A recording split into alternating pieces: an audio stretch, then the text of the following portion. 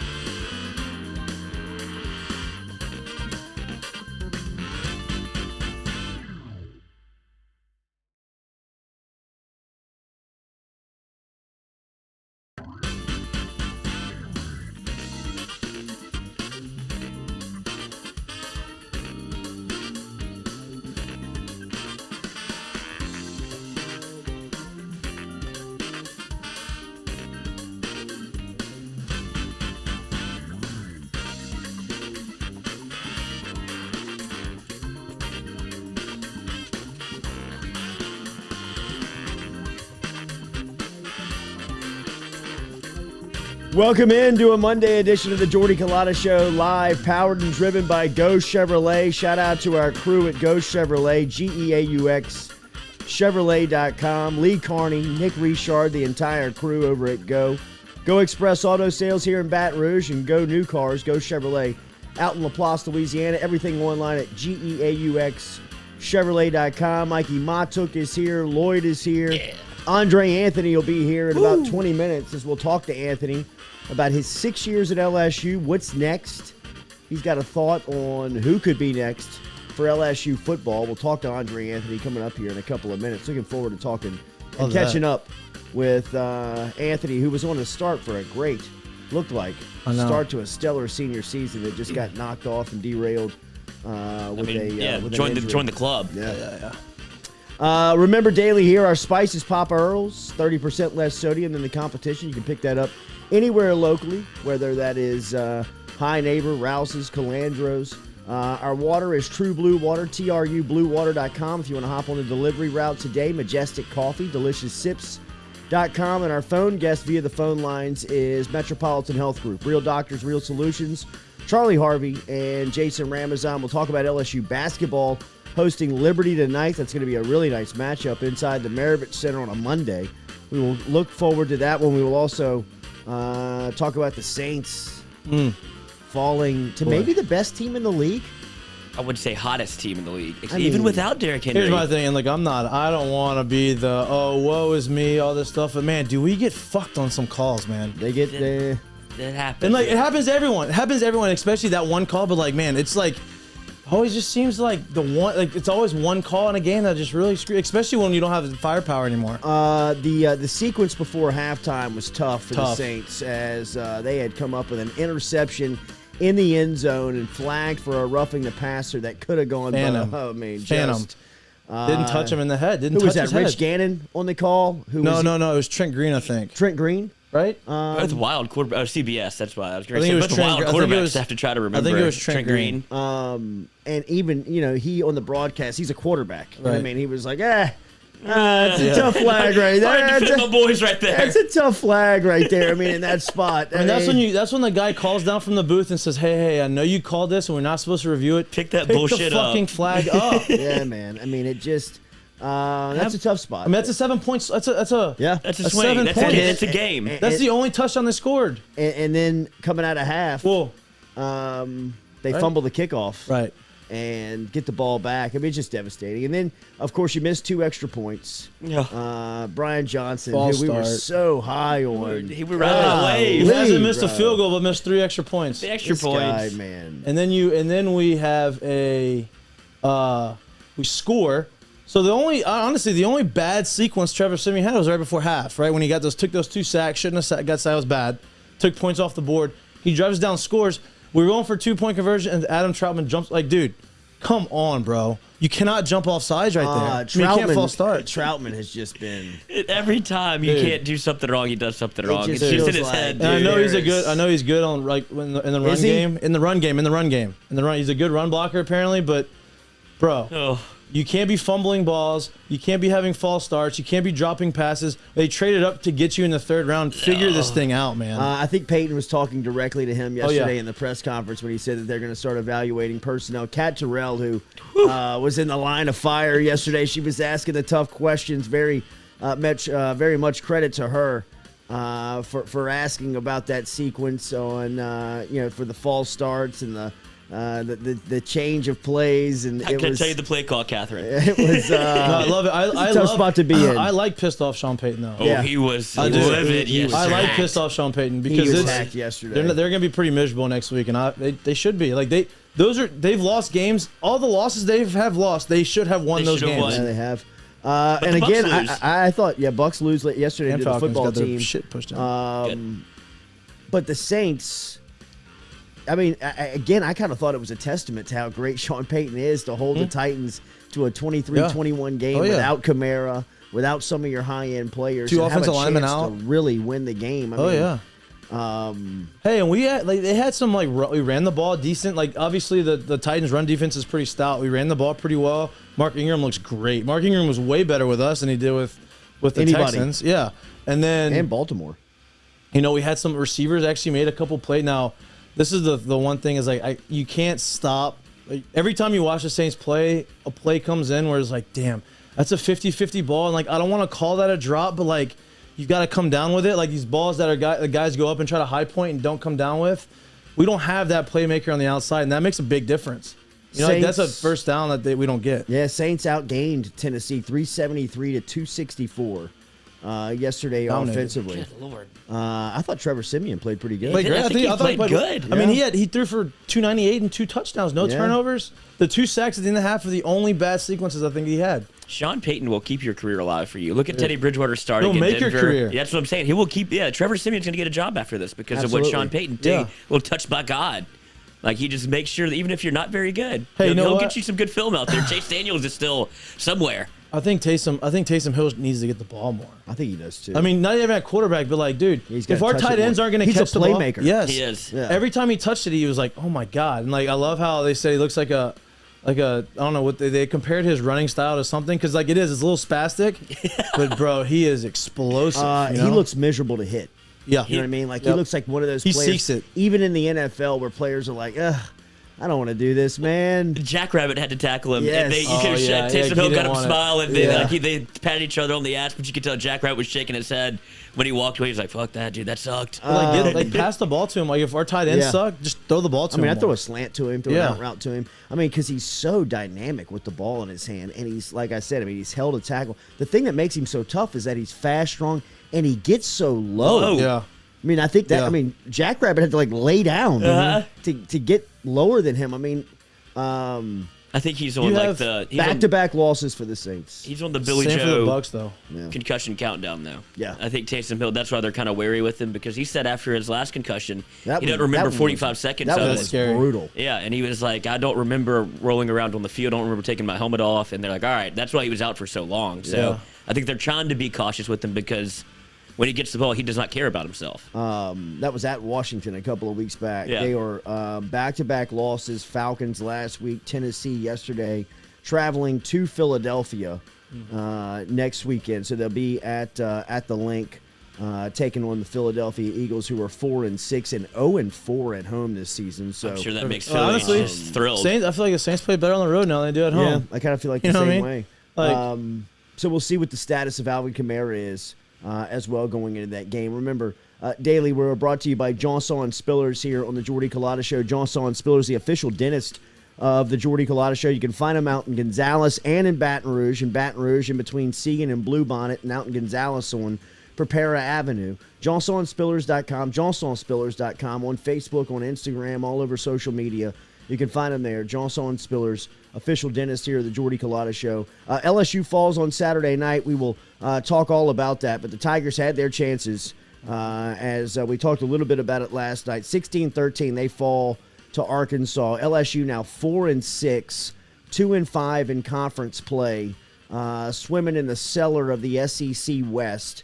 This is the first time that they've got multiple losses. This is the first time that it looks like they're going to have the same type of season that they've had back since 1999, which was before, you really think of the dominant run of LSU football. It was the year before Nick Saban got here. Last year of Jared DiNardo, 3-8. I think they went that year. I remember I was at the Arkansas game. That was Arkansas. They beat Arkansas last game of the season that year, and like Rohan. Yep. What time did you get to that one? I was there. Oh yeah, that was a. If Allie, my wife, my beautiful wife, if you're listening to this, I'm sorry for bringing you to the suites an hour and 20 minutes before the game. I thought the game was at 6 and it was not. Mikey, you're a dumbass. I know that. Yes, that's not going to fix it. I messed up. We're not going to be able to fix this. I'm sorry. That's not you drink. LSU has lost 6 games for the first time since 1999, and it's 1 loss away from its first losing season since that same year. As we said, that was the year before Nick Saban got to Baton Rouge, which really started the golden age of LSU football. And we talked a little bit about it last night. If you missed our Sunday night show brought to you by Lance Beal, attorney at law, you can always go check that out. All of our on-demand stuff, RMB Builders, but YouTube, Facebook, JordyCulottaShow.com. We reacted a little bit to it. We're not going to kick the dead horse on Ed Ogeron. His time at LSU and his time on campus is coming to an end here in a couple of weeks, and looks like it's probably going to happen after the regular season if they can't get to this bowl bid. But do we even go to the bowl game? Can it depends on where it is. Can we decline? Here's the deal: they decline declined it last year because they wanted to give it up for the sanctions and do a little self preservation. Yeah, kind of self penalize themselves. Say that again. But if you do it again, here's what you miss out on, which can set you back in the SEC. At other schools, you may be able to look this stuff, but you're missing out on 30 extra practices for these young guys. That is true. You're right. And LSU is in a situation where they need as many reps as they can get to get these guys prepared for next season. And while, well, that's my next question is like, what you're preparing, but what are you practicing for? If you're going to have a whole new staff and a new system, like, what is the preparation for these 30 days going to be like if the system has changed? See, that would be my rub on the bowl, because I would wonder how you would handle it. People are asking about a timeline on the coaching. I can't imagine. I don't know this for sure, but I can't imagine that it extends past Tuesday following the Texas A&M game. I'm with you. I mean, if you just think about the last game of the season, the early signing period, that part of the college football calendar, that's when a lot of business gets done. Mm-hmm. That's when a lot of coaching staffs gets filled. That's when a lot of coaching vacancies get filled. It looks like that Florida job's going to open up, right? And we'll talk about that coming up. I mean, they nearly got beat by Sanford. They had to score 70 to get out of the swamp with a win that they celebrated in the locker room with a dance party on Saturday that looked like just terrible optics. And the people that are swimming around the Florida program, it feels like Ed Ogeron. It feels like the last couple of days of Les Miles. It feels like this is not if, it's when. You've lost control. It's going to happen. It's almost inevitable at this point. But just the LSU scenario, my rub is that you've got to get this staff removed from the program as fast as possible. Yeah. Because they continue to do, whether it's just collateral damage or it's damage that they are intending on putting on the program, it is bringing the LSU football brand down every single day. And the more that they get out on Saturdays and look like they did a couple of nights ago, the more and more you just continue to pound and whack the LSU football program into the graveyard. Now, if you get the right guy and he comes in with a clear plan, motivated, and can recruit the locker room back in and make sure that you don't have this mass turnover in a coaching change, and is able to preserve the 2022 recruiting class, then you can get back faster than it may look today. But right now, the LSU quarterback room is screwed up. It's a little mess. And 48 hours ago, it wasn't. But Ogeron, the offensive staff, have now messed that room up where you're going to have to re-recruit that when you get the job. You wonder what the stability of Max Johnson is now after on what happened to him on Saturday. Don't forget that Max Johnson's younger brother, Jake Johnson, is the #1 tight end in the country out of Marietta, Georgia, that is committed to LSU. What happens now with Garrett Nussmeier? Now you've gone to Nussmeier, who, you really, in my opinion, and I said this last week, check the tape, you don't have to watch Nussmeier. There was no positive of getting Nussmeier into the game, in my opinion. Why? For what? What are you going to learn about Nussmeier that you don't already know, right? I mean, what we saw from Nussmeier on Saturday, didn't that look like Nussmeier in the spring game? Yeah, outside of just giving him actual on-field experience, you're not going to see anything differently from it. Nothing. Now you've got to rebuild, not rebuild, but you've got to service his confidence. What I don't understand, beyond the physical things that you now have to continue to keep him up on. Max Johnson could have won that game for you on Saturday night. Would you have liked to seen Garrett Nussmeier 2 weeks ago in Tuscaloosa? That game, that style would have probably fit him. The way that they look at that position, the way that they have coached that position, the way that they have floundered that position, just look at the numbers of that spot. Just look at the efficiency of the offense. Yeah. I mean, Max Johnson went from 300-yard passing games to 125. Yeah, it's gone down. They've gone from running the football for 100 yards a game to now 20 yards a game. I mean, just the disconnect between the offense and LSU right now is mesmerizing. It's almost unfathomable to think how far they have regressed, and to see just calls making it from the booth to the sidelines onto the field in a situation where you put Ty Davis Price in a wildcat formation that coaches are on the sideline looking around like we hadn't done this. Just snap it to him. What's the worst that could happen? Why are we doing this? We hadn't even practiced this. And you go back, and that's the play of the game. Yeah, I lost the game. That is the play of the game. And they got an opportunity to win it, and it just, like I said, I'm not here to beat the dead horse, and I'm not here to say I was curious on Saturday night, and I thought about tweeting it, but I was walking around up there watching the game and listening to the reaction and seeing the crowd and seeing the fans and wonder, can you fire him again? Like, can you get this stuff out of here as soon as possible? I mean, you just think of now the damage that's being done to the quarterback room. I mean, LSU in the spring. Think about LSU's spring quarterback roster. TJ Finley, Miles Brennan, Max Johnson, incoming Garrett Nussmeier as an early enrollee. Think about where they could be this spring. Yeah, TJ Finley's the starter at Auburn. Miles Brennan could be the starter at Ole Miss, Mississippi State, or Texas. Max Johnson, where could he be? And Garrett Nussmeier could be shook. Right. We were talking about in the spring of how strong the quarterback room was, and this is the best quarterback room we've had maybe in the history of LSU. And we're going to flip it 12 months later, and it's going to be like, man, this is the quarterback room that we're used to seeing at you're there's a lot of uncertainty. You're not sure what's going to happen. You don't know how much they're going to compete. As far as Nussmeier being shook, I don't think he will be, and this is why. I think that just watching the way he plays and watching his type of person, I don't even know the kid. I've never talked to him. But knowing where he comes from, knowing his background, knowing his dad, seeing how he kind of, like, I mean, he's a freshman and he's on the field and he's chucking shit around the field, right? Yeah. Which is like, that tells me like, hey, he's kind of fearless, and maybe kind of rein that back. I'd rather be able to say, hey, let's pull that back. Absolutely. Instead of trying to develop that. And like Max and him are completely different. Max is great underneath. Max throws great balls underneath. He maybe holds on to the ball a little bit too long.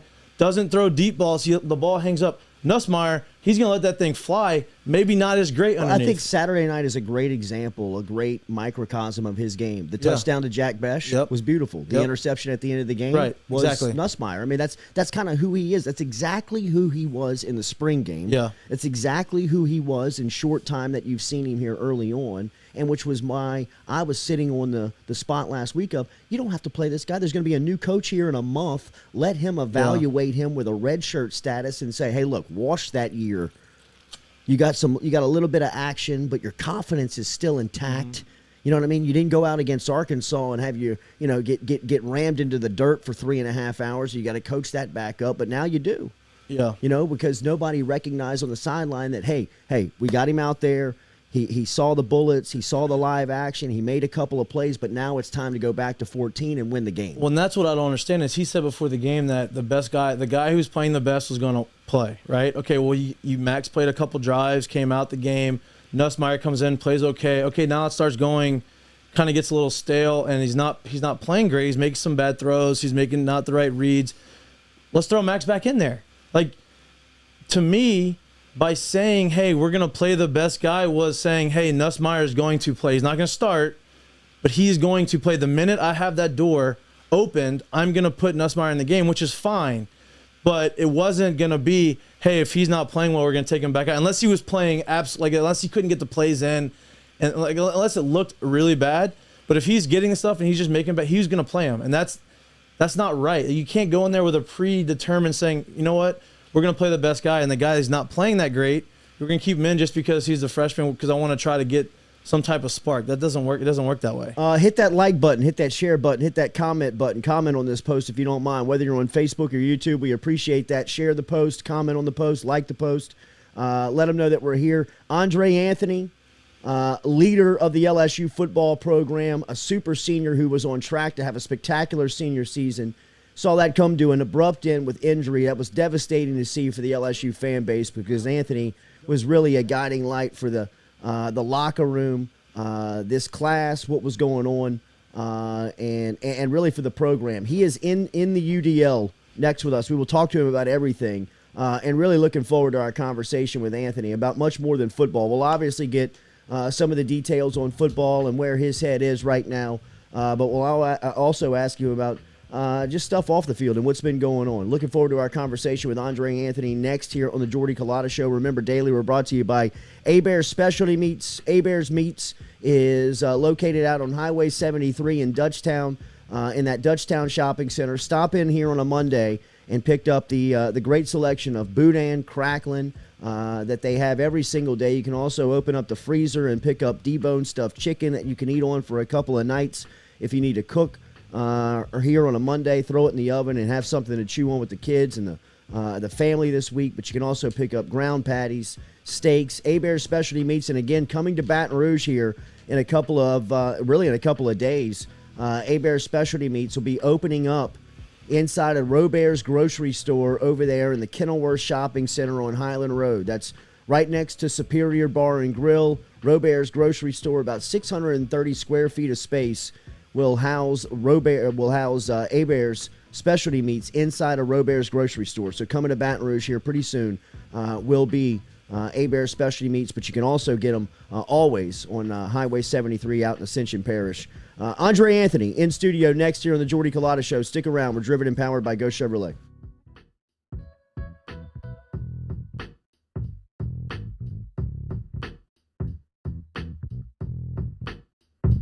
Papa Earl's, the fine spice, originating right down here in South Louisiana by our guy Mark Pop Norman. Developed it back in 2018 and won Amazon's Newcomer of the Year in 2019. They pride themselves in having 30% less salt and sodium than the leading brands at the same price point. You can find them locally. Look for Papa Earl's at Rouse's, Calandro's, Mathern's, High Neighbor, and more. True Blue Water, true hydration at its finest. Right now, you're only a few minutes away from getting your 5-gallon water delivered to you, just like we are over here at the UDL. All you got to do is log on to truebluewater.com. That's TRU, bluewater.com. The website's fantastic over at truebluewater.com. You can get your service and find out how quick it is. You can schedule a delivery, even hop on the billing system right there at truebluewater.com. TRU, bluewater.com.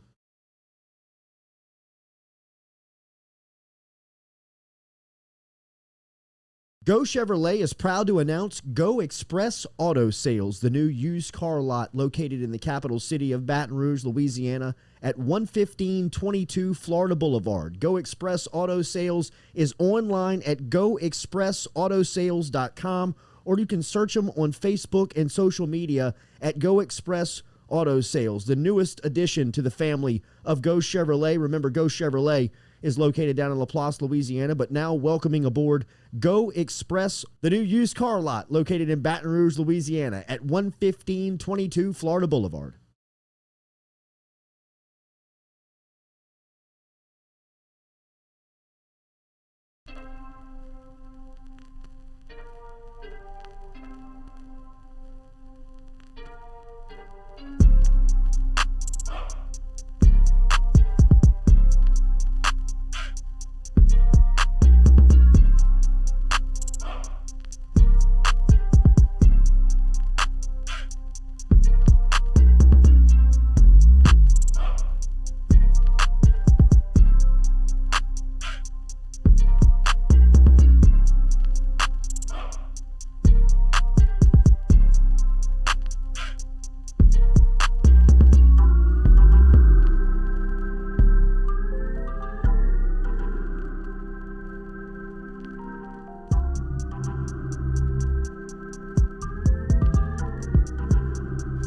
All right, welcome back here to the Jordy Culotta Show, driven and powered by Go Chevrolet here on this Monday morning. Remember to check out Falaya Real Estate as we remind you every day here on the Jordy Culotta Show about Falaya Real Estate, the way they are changing the way that real estate is bought and sold here in the state of Louisiana and throughout the South. It's selling your house. You can do it by yourself, save thousands.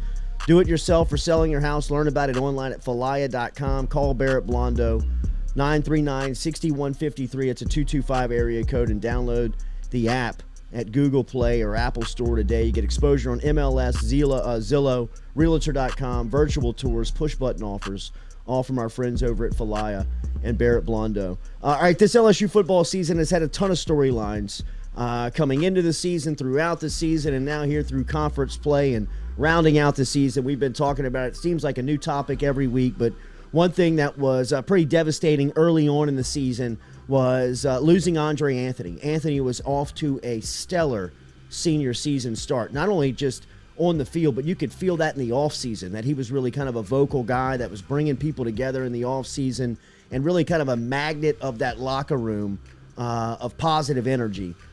In fact, the night that he was knocked out, he had a scoop and score that got the home crowd bouncing up and down in Tiger Stadium. It was a real cool moment for him, but then knocked out of the game and then knocked out of his senior year, which sucks for LSU fans, but most of all for Andre.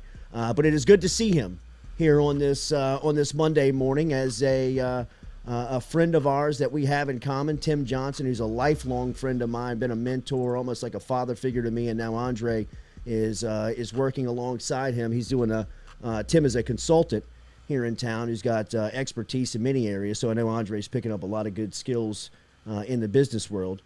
Joins us here on this Monday morning. It is great to see you, Dre. How you doing, man? I'm doing good, man. Feeling great. Yeah. Great How are you feeling? What's your health like right now? I'm great. Everything's good, man. Finally got the back, working out and stuff like that since the surgery. Now that I'm moving around and stuff without crutches and stuff. Body's good. Mental's good. Everything's good, man. Just kind of happy to be back doing stuff, Yeah. Doing stuff and being around more. I got to imagine this is probably mentally more taxing than it is physically, right? I mean, the mental part of it? It is. And, my sophomore year, my freshman year, I had, broke my foot. So mentally, it was just like draining. It was a lot going on. You're dealing with a whole bunch of stuff, So I kind of knew now, like, dealing with another season, ending injury, it was like I didn't want to go back to that place, learning from, the things that I did and stuff like that. It was just like, kind of just staying around, being around people you love, talking, not kind of getting that headspace, thinking, I'm out, my career's over, whatever the case may be, just not going back to that place and just staying positive, How have you done that? Because I know knock on wood, I haven't had too many injuries in my career, but a few years ago I had a couple. I'd ripped my oblique, and then I came back, and then I broke my hand. And I know what you mean, like rehabbing, you see your guys on the field, you understand, like, hey, this was a big moment for me. Like, I'm still trying to make my way. How have you, what have you done to keep your, the mental part of it, strong? Really just being around the facility, man. Like, I'm talking, just being around the guys. Yep. Like, instead of just being at home, like, rehab and go home. Like, I'm there all day at the facility. Like, I'm rehabbing in the morning, go to meetings with them, still try to be that leader and be around, help as much as I can. While they're at practice, I'm rehabbing again. And when I'm done, I go out there, watch them practice, So really just being around. So I'm not focused on, I'm hurt, I can't, be there for them, I'll do this and that. Like, I still want to be around. And that helps my mental, That helps everything. Like, really, just still being around. And being around them, seeing them happy, whatever's going on. You know what I'm saying? They keep me, level. So for sure. What has this experience been like? What has your college experience been like? It's been great. Rocky, up and down. As far as injuries, other than that injury, it's been great. Fantastic. I mean, obviously I done been through a lot with football as far as coach, I've been 2, 3, 4, 5 D-line coaches. That's a good years. But I mean, it's been an experience, a humbling experience. The stuff that I've been through, I've seen go on, really humbling. Definitely matured me as a person. But I'm happy for it. BJ Ojolari comes here every Sunday night. We talk to him. We've talked to a couple of your coaches. We talked to people that have played alongside you before. Everybody says you'd make a great coach. Do you want to do that? I think I do. Really? I'm thinking nice. I'm growing into it, because everybody does say that. Even after the injury, people saying, man, you at first it's just I was like, no, I couldn't do it. When you have those camps, those LSU camps, and you got the kids and stuff. I get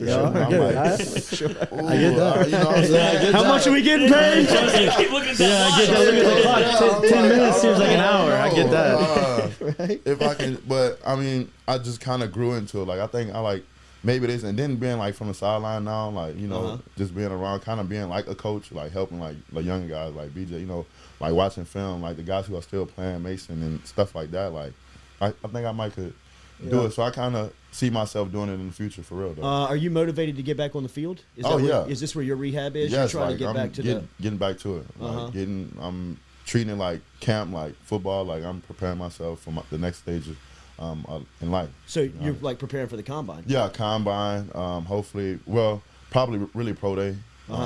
Depending on how rehab is going. It's going pretty well. Yeah. It's going faster than I thought. So hopefully I'll be prepared for pro day at least. When the scheme changed, you really busted out. Yeah. I mean, you look like a pro in that scheme. How did that help you? Can you explain to just the football watcher how just a simple change of scheme can like unlock a player like it looked like to do to you? Certain people, you know, I feel, you know, fit certain schemes. You know, everybody's, you know, different. You know, a 4-3 is something I've always played in like high school at Carr. You know, so having my hand in the dirt off the edge. You know, coming into LSU when we was running 3-4 with Randy, it was kind of different. You know, learning how to drop and stuff like that. I kind of adjusted to it. But that 4-3 feels like home. And when I found out, like, hey, look, when Dave left, I actually kind of went and told him, like, I'm hoping we can go to a 4-3. He was thinking about it or whatever like that. We ended up doing it. So I felt like comfortable home. I'm back in the dirt. Like, it was easy. I was comfortable. Right. Like, it was everything. The was game natural. It looked easier. It was like natural. Yeah, it's basically what it was. Everything was natural. Right. Yeah. So it really wasn't that hard to me. I mean, playbook hasn't been like never been a problem or nothing like that. But like I said, just natural ability and instincts like that freed you up. It freed me up. Like it just was. It was like home. So they say like an athlete, an athlete's perfect place is to play without thinking, and it looked like you were playing. And that's what it was. Yeah. And coming off of like last year, like learning my first year starting, you know, I said like behind like guys like Caleb on Arden, so learning from those guys who were first rounders and stuff like that, learning from them, and actually like when K went after we won a natty, in 2019. We talked, and it was like, look, bro, it's your time. Like, he told me it's your time. Like, and that last year was like my time. He was like, you know, everything that I've been through, you know, as far as like injury, coming back, you know what I'm saying? That Auburn game in, 18, fresh off of injury, I wasn't even supposed to be playing. Wow. Something happened, got in there, ended up getting 2 sacks. So, you know, everybody kind of knew my potential, but I just had, you know, a great group of guys in front of me. So, like I said, like all of them knew, like, it's your time, bro. Take advantage. So, coming off of last year, just knowing what I needed to work on and stuff like that, it kind of like everything just started clicking. How have you felt how you've been coached at LSU? Are you feel like you prepared for the next level? Yeah, especially like guys like obviously I've been around a while. He's definitely, you know, has helped me a lot. Then with Coach Carter, like, I mean, he kind of put the icing on the cake, like literally. Like, I'm talking like hands down best coach. I mean, he legit looks like he could still get like 10 sacks. He's still like, he definitely he looks like a bad dude. I mean, hey, we done seen him a couple workouts, him working out on his own. Man, it's scary. Trust me. It's scary, but Coach Carter is like a different guy, and he's willing to, he wants to help everybody. He wants to develop everyone. You know, you got, you know, some coaches who just want to focus on their starters and stuff. Like, he wants to develop everybody. So, and I really love that about him. I mean, he's a caring guy, and he just wants you to succeed, you know. So, speaking of everybody, it looks like that defensive line room is deep. Yeah. Like, y'all got some talent, like guys that you don't even really know about. What is the outlook of that room, and what, you know, some of the leaders in that room? It was devastating to lose you. I think just from both on the field and leadership standpoint. Who kind of takes that place? And I mean, now guys like Neil Farrell, who's been playing great. He's making a lot of money. Yeah, Pharrell's making a lot of money. For real. But like guys like that, like Neil, you know, G-Lo coming back, a guy who's been here a while, like another leader. Ali's out. BJ is kind of, you know, being young, but he's growing into that leadership role now that, you know, guys like us are out. You know what I'm saying? But like we said, we still try to stay around, but guys like him, Mason, you know, he had a little injury. But the young guys are definitely coming in, you know, and really trying to, you know, kind of developing themselves and, you know, kind of being that leader. So we talk about leadership and how much you bring to the team, and talk about how, you know, even not on the field, right? And I don't know if many people saw this, but like just from playing sports, like I look at, it's been a struggle, right? Defense has seemed like the last 3-4 weeks has been like the rock, the right? one point of yeah, focus like that you can look to and kind of depend they're on. playing hard. They haven't backed down. You've had a ton of injuries, but last week the Arkansas game, Nussmeier throws an interception, right? And I think people were still like, well, whatever. And so I'm watching the game, and I'm watching Nuss, and he's a freshman, head down. Mason Smith, also a freshman, hurt, gets up to Nussmeier and picks his chin up. He's like, hey, bro, pick it up. You're good, right? And so for me, like, that's a credit to you and the older guys passing the torch to the young guys that, hey, you know what? No matter what happens, we play hard, and we're in this shit together. And that's defensive lineman as a freshman picking up his other freshman who just made a tough play, but like, hey, it moves on. You got to figure this thing out. Exactly. And so, just to your credit, you can see like the influence that you've had and a bunch of the other guys have had on the defense. So it's not necessarily a question, just kind of crediting you for doing all that, man. Like guys like Mason, guys who soak all that up. Like they see, right? Like me, Damone, like the leaders on the team, they see what we do, so it's kind of like a common thing. Like even like we're freshmen, like Nuss is a leader. Mm-hmm. Like to say how young he is, right? He's definitely a leader, and they respect him. So like just guys like that, like Mason too. Like I done seen him plenty other times where it's just like, wow, you know what I'm saying, to be that young and already be stepping into that leadership role. Like I don't like freshmen kind of shy away and just kind of feel their way through, but like no, like I'm gonna still be up front, so. Do young players ask you for advice on what they should do and how they should handle the state of the program right now and just kind of what's going on? Yeah, advice, because coming in, you don't expect this. You didn't expect everything that happen, like stuff like this to go on, So they're trying to figure it out. They do ask questions, and my thing is just trying to keep them level-headed, no matter what's going, And I always I spoke with the team like a while back, and it was just like, we've been here before, probably not as bad, but like I said, before we won a natty, everything wasn't great. Sure. We lost to Troy. We thought it was thought it was over. The season after that, we went 10-3. Yeah. It was like a better record, but it developed. It was a development. It was a process before we actually won a natty. So maybe this is just something we got to go through right now to get to where we need to be or we want to be. Yeah. In a year or two. How much so you came in, you got hurt your freshman year, right? You got hurt now, 6-year senior, COVID. How much is all of that adversity and all the ups and downs? Because I know you coming in, you're like, that's you don't expect that. You expect to come here for 3 years, be an All-American, and get the hell out of here, right? Yep. But like, things don't really work the way. And I always like to say, everybody has a different schedule, right? Some guys show up in 3 years, they're gone. NFL first year, like whatever. Some guys are Joe Burrow, good new scenery, whatever. Some guys 6-year senior, a couple injuries, but they always seem to land, like guys who have the right mindset always seem to land on their feet. So like, how much has that helped you, over these last 5-6 years? Like, what has it changed? It took me a while, but like I said, like over this time, like maturity, like the way I think and stuff like that, it all helped. And just everybody's process is different. Like I learned that like everybody's process is different. Like you said, some people make it in 3, 4, 5. Some people take 6. Everybody's process is different. And I learned to kind of be where my feet are, and enjoy what I'm going through, because it's gonna benefit me or help me in the long run. Yeah. So like I said, my injury before probably helped me go through this one more easier. And like I said, I'm a very faithful Christian guy. So I'm like, everything happens for a reason.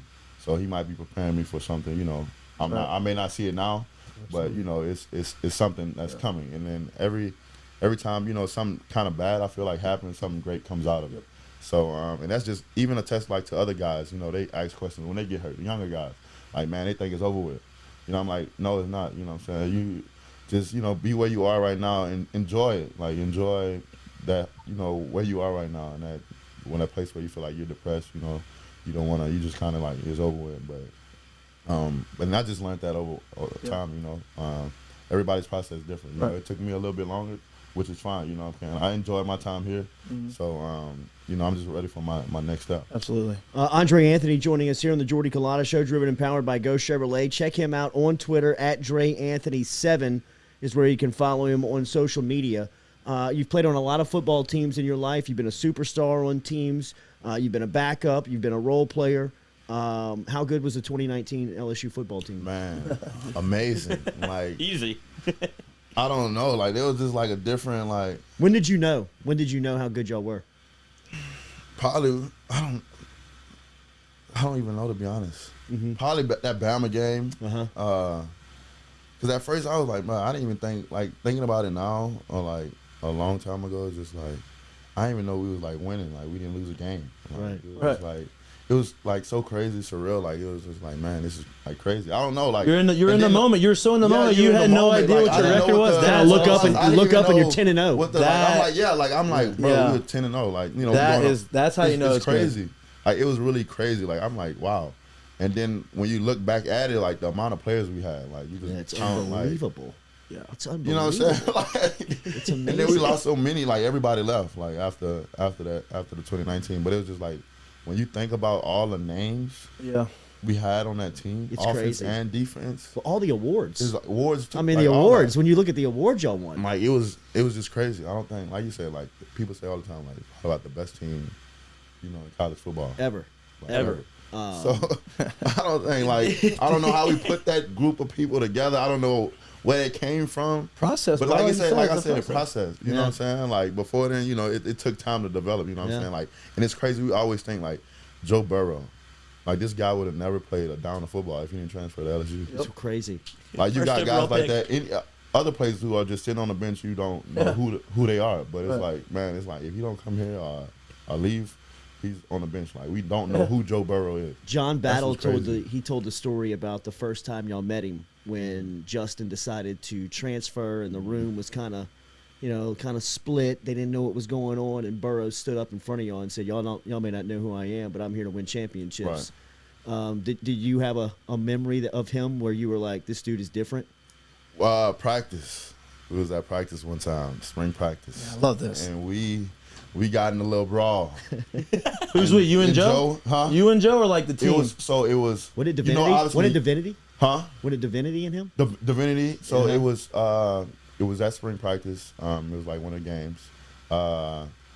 And you know, you're not supposed to hit the quarterback. Right. So Jacoby, you know, he throws it. Jacoby's just trying to smack the ball down, you know, and he's like throwing it, Joe's throwing it, and Jacoby hits his arm. So, you know, everybody's like, oh, don't hit the quarterback. Like, so we don't you touch Jacoby, him. like, I don't, you know what I'm saying? He talking stuff, like, you know what I'm saying? You're going to get hit in the game, blah, blah, blah. So Joe started talking back. He's like, bet. So a couple plays later, Joe rolls out to the sideline, and they getting like Mike and PQ, like he gets in their face and like fussing, like, you know, talking like a bunch of crap. And then next thing you know, Joe, it's just a brawl. And Joe started. And then we just knew at that moment, and he was by himself at that point in time. Yep, like, he fought the whole defense. Fought the whole defense. I love that. You know, but it was just like, man, like, we knew right then, this guy's and real. Obviously, other than him not wanting to slide, and he just taking hits. But, I mean, well, it was like he didn't get going until he got hit. You know what I mean? It was like the game didn't start like until he kind of like started nodding at you and kind of getting back. But that moment right there, we got a dog at quarterback. We knew we got us a quarterback. You got the dude. I'm not gonna lie, he has a little to him. You know what I'm saying? He wasn't shying away from nobody. He don't like. He didn't really care if he did get hit at practice. Right. Like, if he didn't really care. It's just a coach's rule. One of the swaggiest, one of the swaggiest quarterbacks I think we've had ever. Yeah. He's got. I mean, he had players. He definitely had players. He almost reminded me of Matthew. Yeah. Kind of the way he carried himself. Like he just had this air of, I don't care about anything that you think or. It never came off. What you're gonna do to me? It never came off as like I'm in your face. I'm like showing you up. It's just like I know how good I am. I know how good we are, and like that's it was all almost it was nice. Confidence. You got great mentorship in Tim Johnson, who I know you've been working with for the past couple of seasons. What has name, image, and likeness been like as a student athlete? You've seen kind of both sides of it. You came in as a top-notch recruit that nobody could talk to, and nobody could get to, but now you're a player that businesses can approach, and you could endorse them if you would like. How has that been? I mean, it's been great. Like guys like, you know, Tim giving me an opportunity, you know, and that just goes back to relationships. You know, all them relationships you built, that's all really what between me and him, like it's just been a relationship. Like the last couple of summers, like last 2 or 3 summers, I worked with him during the summer, and then once NIL hit, he just gave me an opportunity to obviously help his company and then help my brand. So it really just was off, and most of all my NILs like with the GoFlow, all just relationships. Yeah, you know what I'm saying. You built those over time, so that's like a big thing for me, like building those relationships. That's when like guys told me like build those relationships while you're here. Shake those hands, talk to those people. Absolutely. You know what I'm saying? Because you never know in the long run who might help you or who you might see again. And I kind of learned that. It is. On my own, because it is big. You never know who you gonna meet. And I used to be that guy who was shy, didn't want to speak to nobody. I'm like, I'm not about to do all that. But I kind of grew up into it. You know what I'm saying? Just like I said, building those connections, man. Letting people know who you are. Yeah, I was going to ask you, when did you start thinking about life after football? At what point does an athlete start thinking? I mean, I guess 4 or 5 years ago, you never thought that football would end. But yeah, just probably recently, like not so much recently. I mean, like after the injury, I'm just thinking it's like a big injury. I'm told my ACL. I'm like, man, it's like over.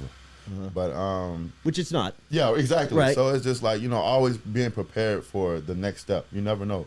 You know what I'm saying? Even if I got in the league, some could happen. Whatever. Sure. Whatever. Just being prepared for that next step. So just being, ready for what's to come. So thinking about my plan B, like what am I going to do? Like I said, coaching may be an option for me. Just going right into coaching or something like that. Whatever. Or maybe Tim hired me. Sure. He gave me a job. Mr. Johnson hired me, and we get a job together. Whatever the case may be, you know what I'm saying? And there's you don't have to have, people say, you need to have a plan B. Like, no, you can still focus on your plan A. Just build a little bit of a foundation for what you can, because you can still do that while you play.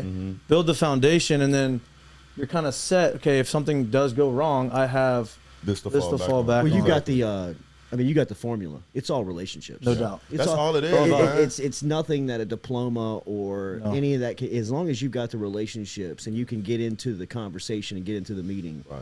You know what I mean? And that's what I tell the young guys too, man. Like even here, like now, like build those connections. Talk to people. Like, absolutely. You know what I'm saying? No matter like people like kind of I don't want to go talk to them. You know what I'm saying? That ain't me. I ain't. Right. Man, go shake those hands. You never know. Like people don't. You never know who they are. What they can do for you in the long run, you know what I'm saying? You never know when you may need them. Absolutely. So just like I said, like those connections, like you. We saw we talked to Ty G. Hill from Mendakar on Friday, who's the #1 defensive tackle in the state of Louisiana. He's committed to LSU right now.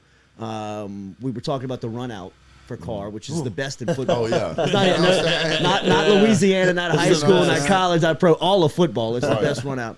What did playing at a program like that get you ready for? How big is SEC Saturday nights after seeing how big Friday nights can be in Algiers or on the West Bank? Man, it's a college. I'm telling you. Right, it is. Like, we played there as a sophomore season. Really, we were beat before we got off the bus. I'm telling you, we were beat before we got off the bus. In the way Bryce Brown runs the program, it's like how we kind of practice. And we run the program at LSU because I guess that connection between, obviously being right down the street, you know what I'm saying?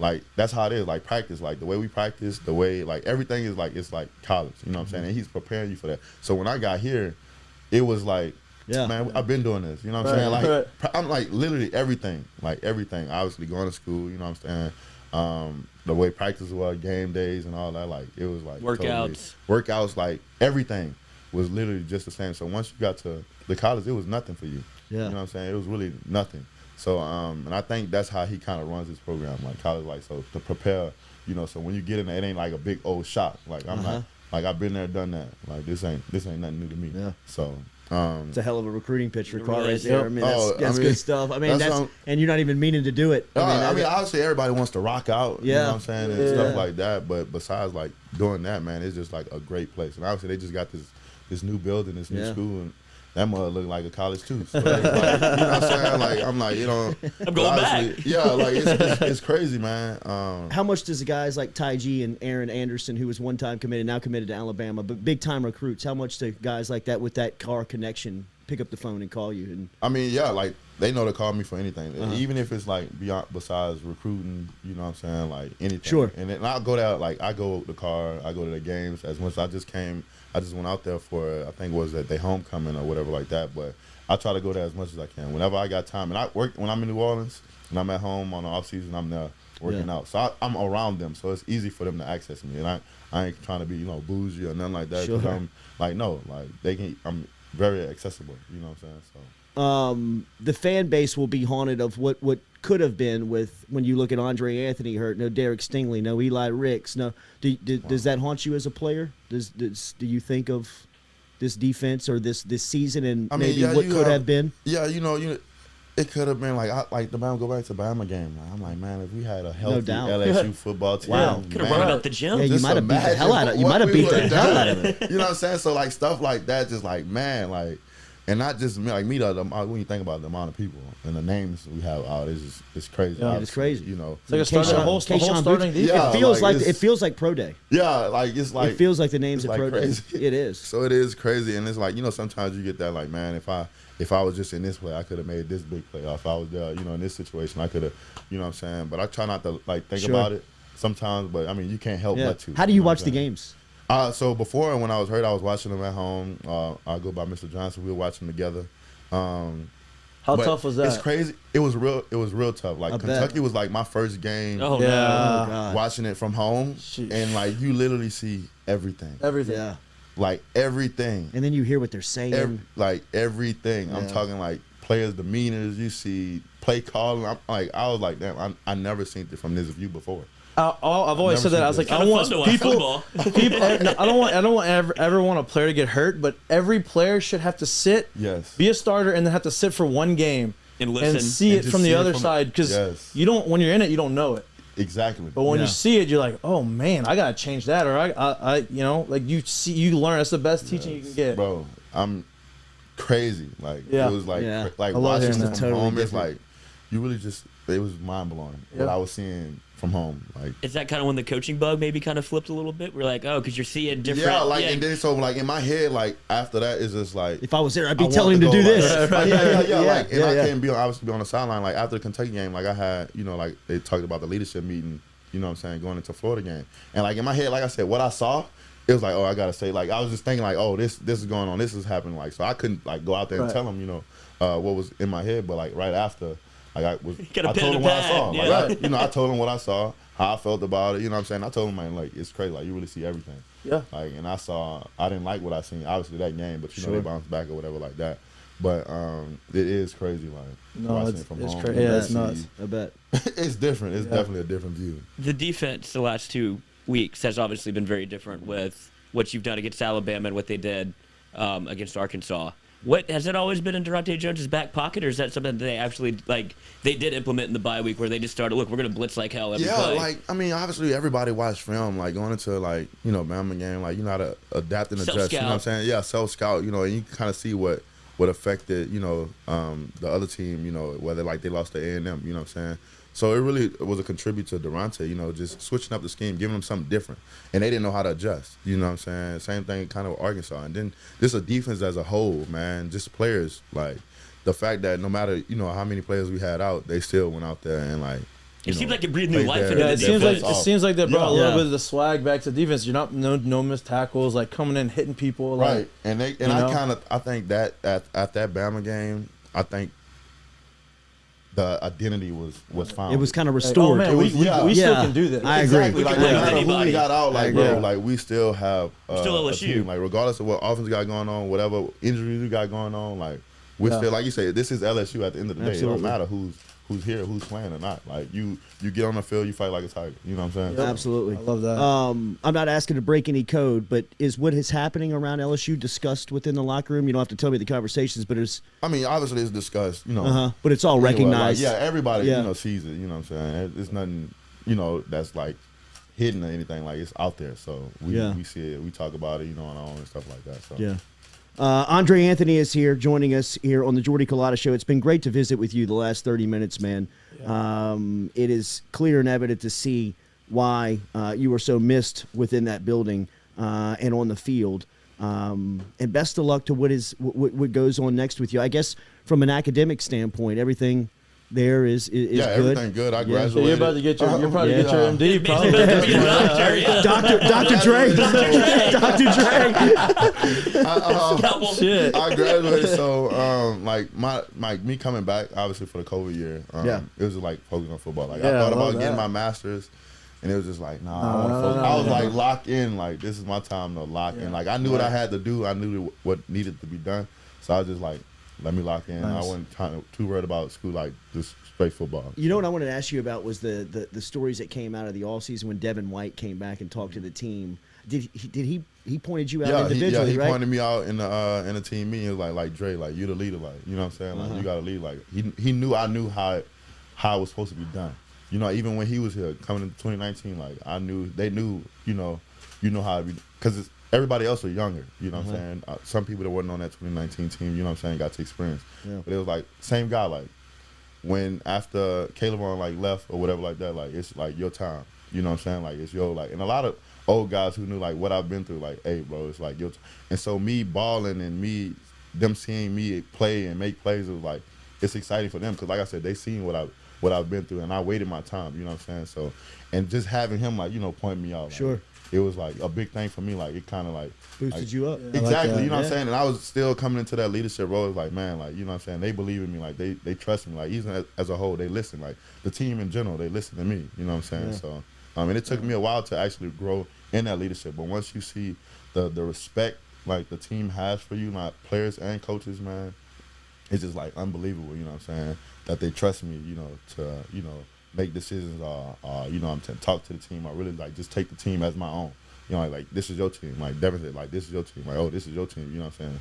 So, like I said, a lot of guys, they listen to a certain few people here, and like, but to actually say they as a whole group, they kind of listen, take my advice. You know what I'm saying? Want to know, like, look, Dre, like, what are we doing? Like, what's going on? Like, tell us the real. Like, I'm gonna give you the real at the end of the day. Yeah. Like, I'm not gonna sugarcoat nothing. Yeah, I'm not gonna sugarcoat nothing. Regardless of the right. situation, if it's practice, if we running sprints, like, whatever the case may be, like, that's my, you know what I'm saying? Like, we're brothers at the end of the day. You know what I'm saying? I'm not trying to feel like I'm above y'all or nothing like that. Like, we on the same level. Like, we all brothers here. You know what I'm saying? So I'm gonna treat you as such. Sounds like you'll have a reputation within the program of one of the best leaders to go through it. Jack Marucci, the people that know it say it. Who, from your stand, is Devin White the best you've seen? For us, what like just a natural born leader? Yeah, like Devin, obviously Joe. Damone is definitely coming into that leadership role. Yeah. That I can think of right now. Yeah. John was when he was here, another leader. And like watching those guys, you know what I'm saying? Like take team meetings or player only meetings, you know what I'm saying, and take control. Like Jacoby Stevens, like really seeing them take control, you know what I'm saying, and see what they've done and just and stuff like that. So it was really big.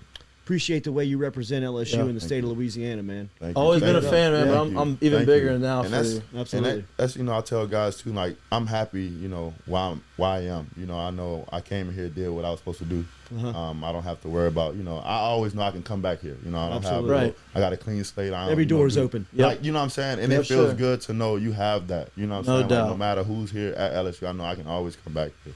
Like I left my my legacy, you know what I'm saying? Like my name, is carries weight, you know what I'm saying, because of the character. That doesn't happen on accident, bro. No. Exactly. You know what I mean? Like that doesn't happen on accident. Congratulations on all your success. Best of luck on what is next. You always have an open door here. Tim Johnson's the best, and we'll see you soon, man. There is our guy Andre Anthony. About 35 minutes with that. We could have gone on for 2 hours. I felt like I'm just kind of getting him out of here. Respect on what they got to do for the day, the schedule. Appreciate you, TJ, for helping us out on that. Tim Johnson. We'll come back. We'll have more of the Jordy Culotta Show here, driven and powered by Go Chevrolet.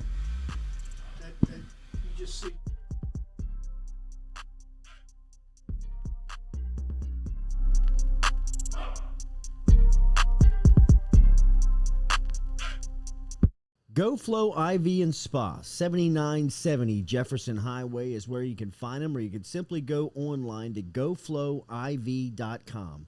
GoFlow IV Spa is a medical spa that specializes in IV hydration with vitamin infusion.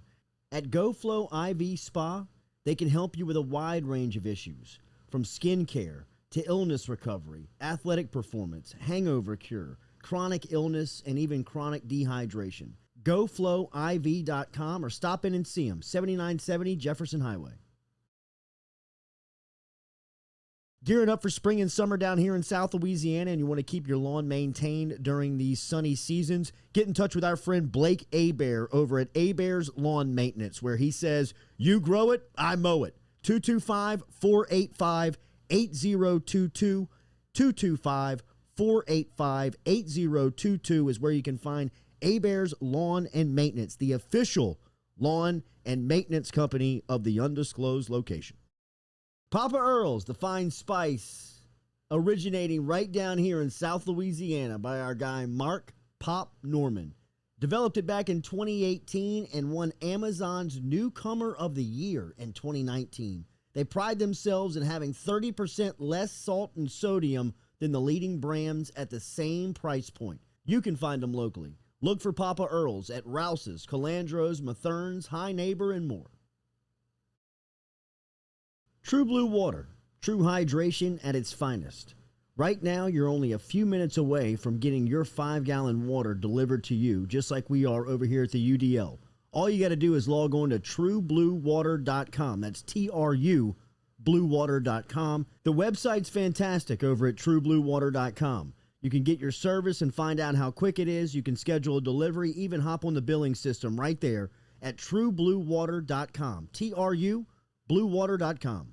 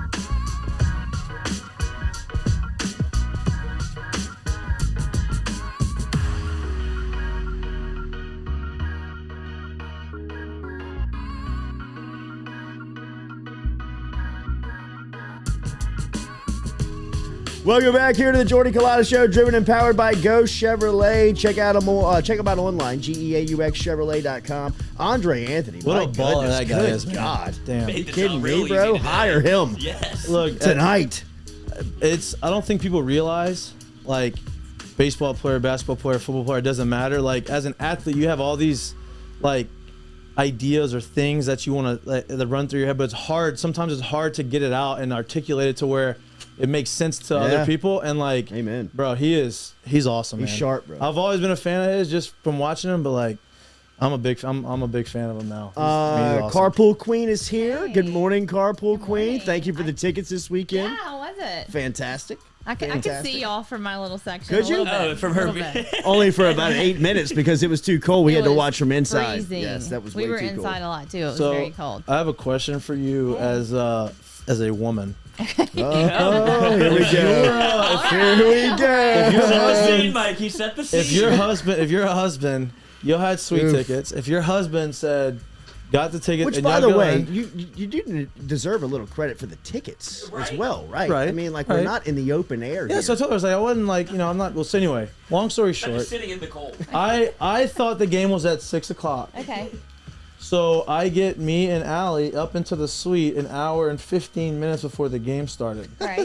Would you have been? I mean, she wasn't very happy with me. Would you have been pretty heated at? No, I mean we get there that early anyway. Oh, do you? Okay, good. All right. I mean the kids like to see all the like. Oh, but you have stuff. kids though. Yeah. Like this is just me and her. Yeah. No kids. No. So we're the only like literally we're in the I don't suite. That's not know, even like- my own suite. I'm just sitting there. I'm like, we're just But I mean, What we are y'all can doing? socialize Judge, jury, and, executioner over there in the macho marriage. What you got? No, it's okay. I understand where she's coming from. She was. I mean, I but wasn't we happy. do get there that early. I was an hour. It was, I looked at It's the early. TV. It was 72 minutes before the game started. Katie said, I saw what Katie said. Yep. See? I know. Sorry, Allie. But she has a great marriage.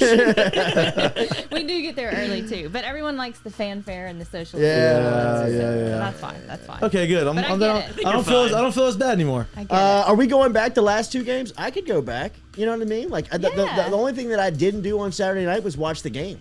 Oh yeah, I know. You know what I mean? And That's there's the so many problem. people There's you a, see. Yeah, there's that's a lot the to do out there, problem. and the There's a lot food to is do. fantastic. The food is great. Was it? That's Y'all why I food like was it good. better than the Stadium sweets. Club. I because you agree. get I all know. We the have found a options. winner. Now, I know. did get back to just the nachos with the chili. I mean, you have even to. though the And a hot selection was dog. great. I mean, the selection of food up there, Wouldn't know. bro. Wouldn't Sweets. know. Oh, The boy. sweets are. I don't Lloyd, want to know. Lloyd, I'll get you. I don't even want to know. Lloyd, what it's I'll like. get you. Well, I'll you get you. do. I got you. Yeah. People. Yeah, you do, I had Lloyd. the oldest, stalest hot dog I've ever had on Saturday night, and it was Aw. delicious. Thank you for a tiger How dog. cold was it in the stadium? It looked brutal, bro. It wasn't bad. It wasn't bad. It wasn't? I was just wearing. I just wore like the sweater, so it was good. Like Really? a little long. No You jacket? had, you No had some. jacket. Lloyd. Cardigan? You had a flask with you? No, what? You had a little flask with you? Absolutely, dude. And That's so how I you're kept warmed up, of myself course. warm on the inside. So funny As long story as you didn't have about. any peanut butter. Funny story about Jesus flask. Christ, dude. Yeah, no peanuts in the section. Hey. Oh my God. I hope that kid is alive somewhere because I don't know if he can make it. He couldn't. We had somebody try to parrot our section.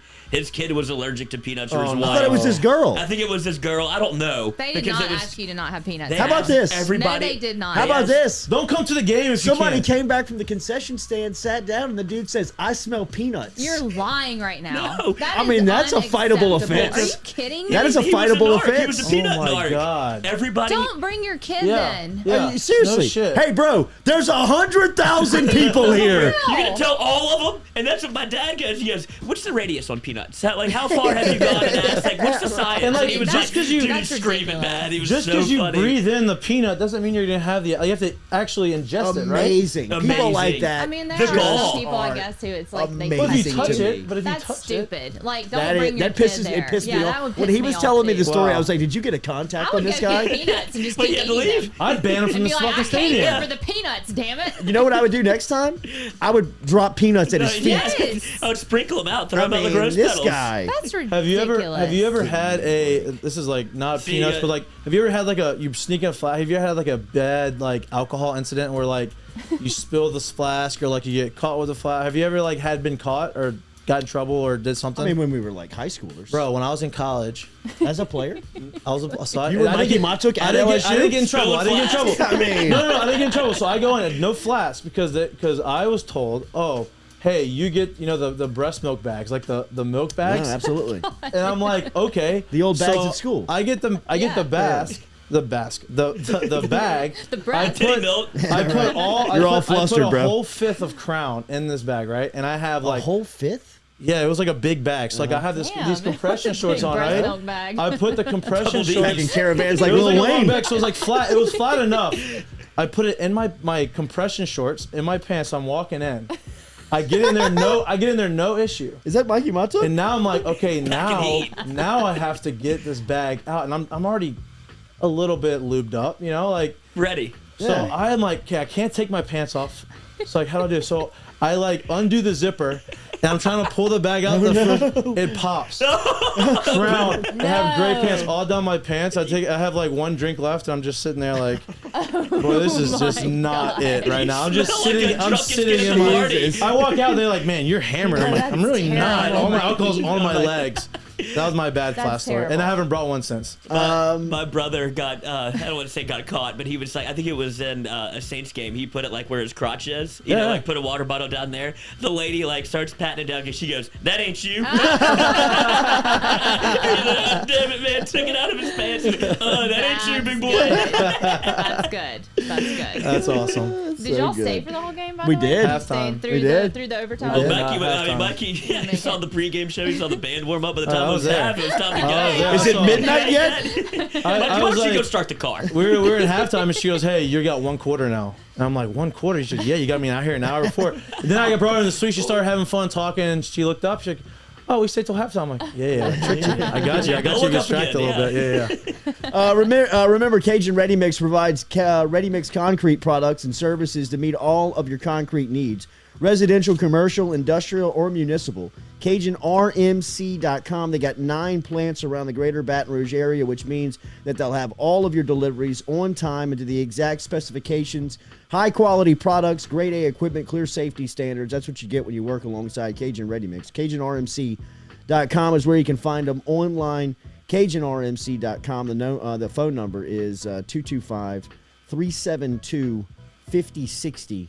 If you want to take note of that, if you're a contractor, or if you need a project done around the house, like repairing a driveway, get in touch with Cajun Ready Mix Concrete. CajunRMC.com. We're going to talk to Katherine Terrell here in about 15 minutes. Kat Terrell in the line of fire yesterday of Sean Payton, as Terrell was not backing down from a Payton who had Payton in his post-game press conference, pushes away from the podium, goes 2 hands in the pocket, which is the universal, like, kind of body language. I'm pissed. Right now. You know what I mean? Like, kind of, and even shrugging the shoulders with the hands in the pocket. Okay. You know what I mean? Yeah. And Kat Terrell is just kind of looking at him and asking about certain plays and penalties, which I love everybody in the room is kind of like, oh my God, oh my God, oh my God, oh my God. But she routinely does, and her and Peyton really do have a good relationship. He probably respects her more. He does, for that. and I mean, you can tell he calls her by the phrase. Like, Katherine, I'm not going to tell you the play. You know what I mean? And she's even like pressing him even more. In which she's like, next question, and her.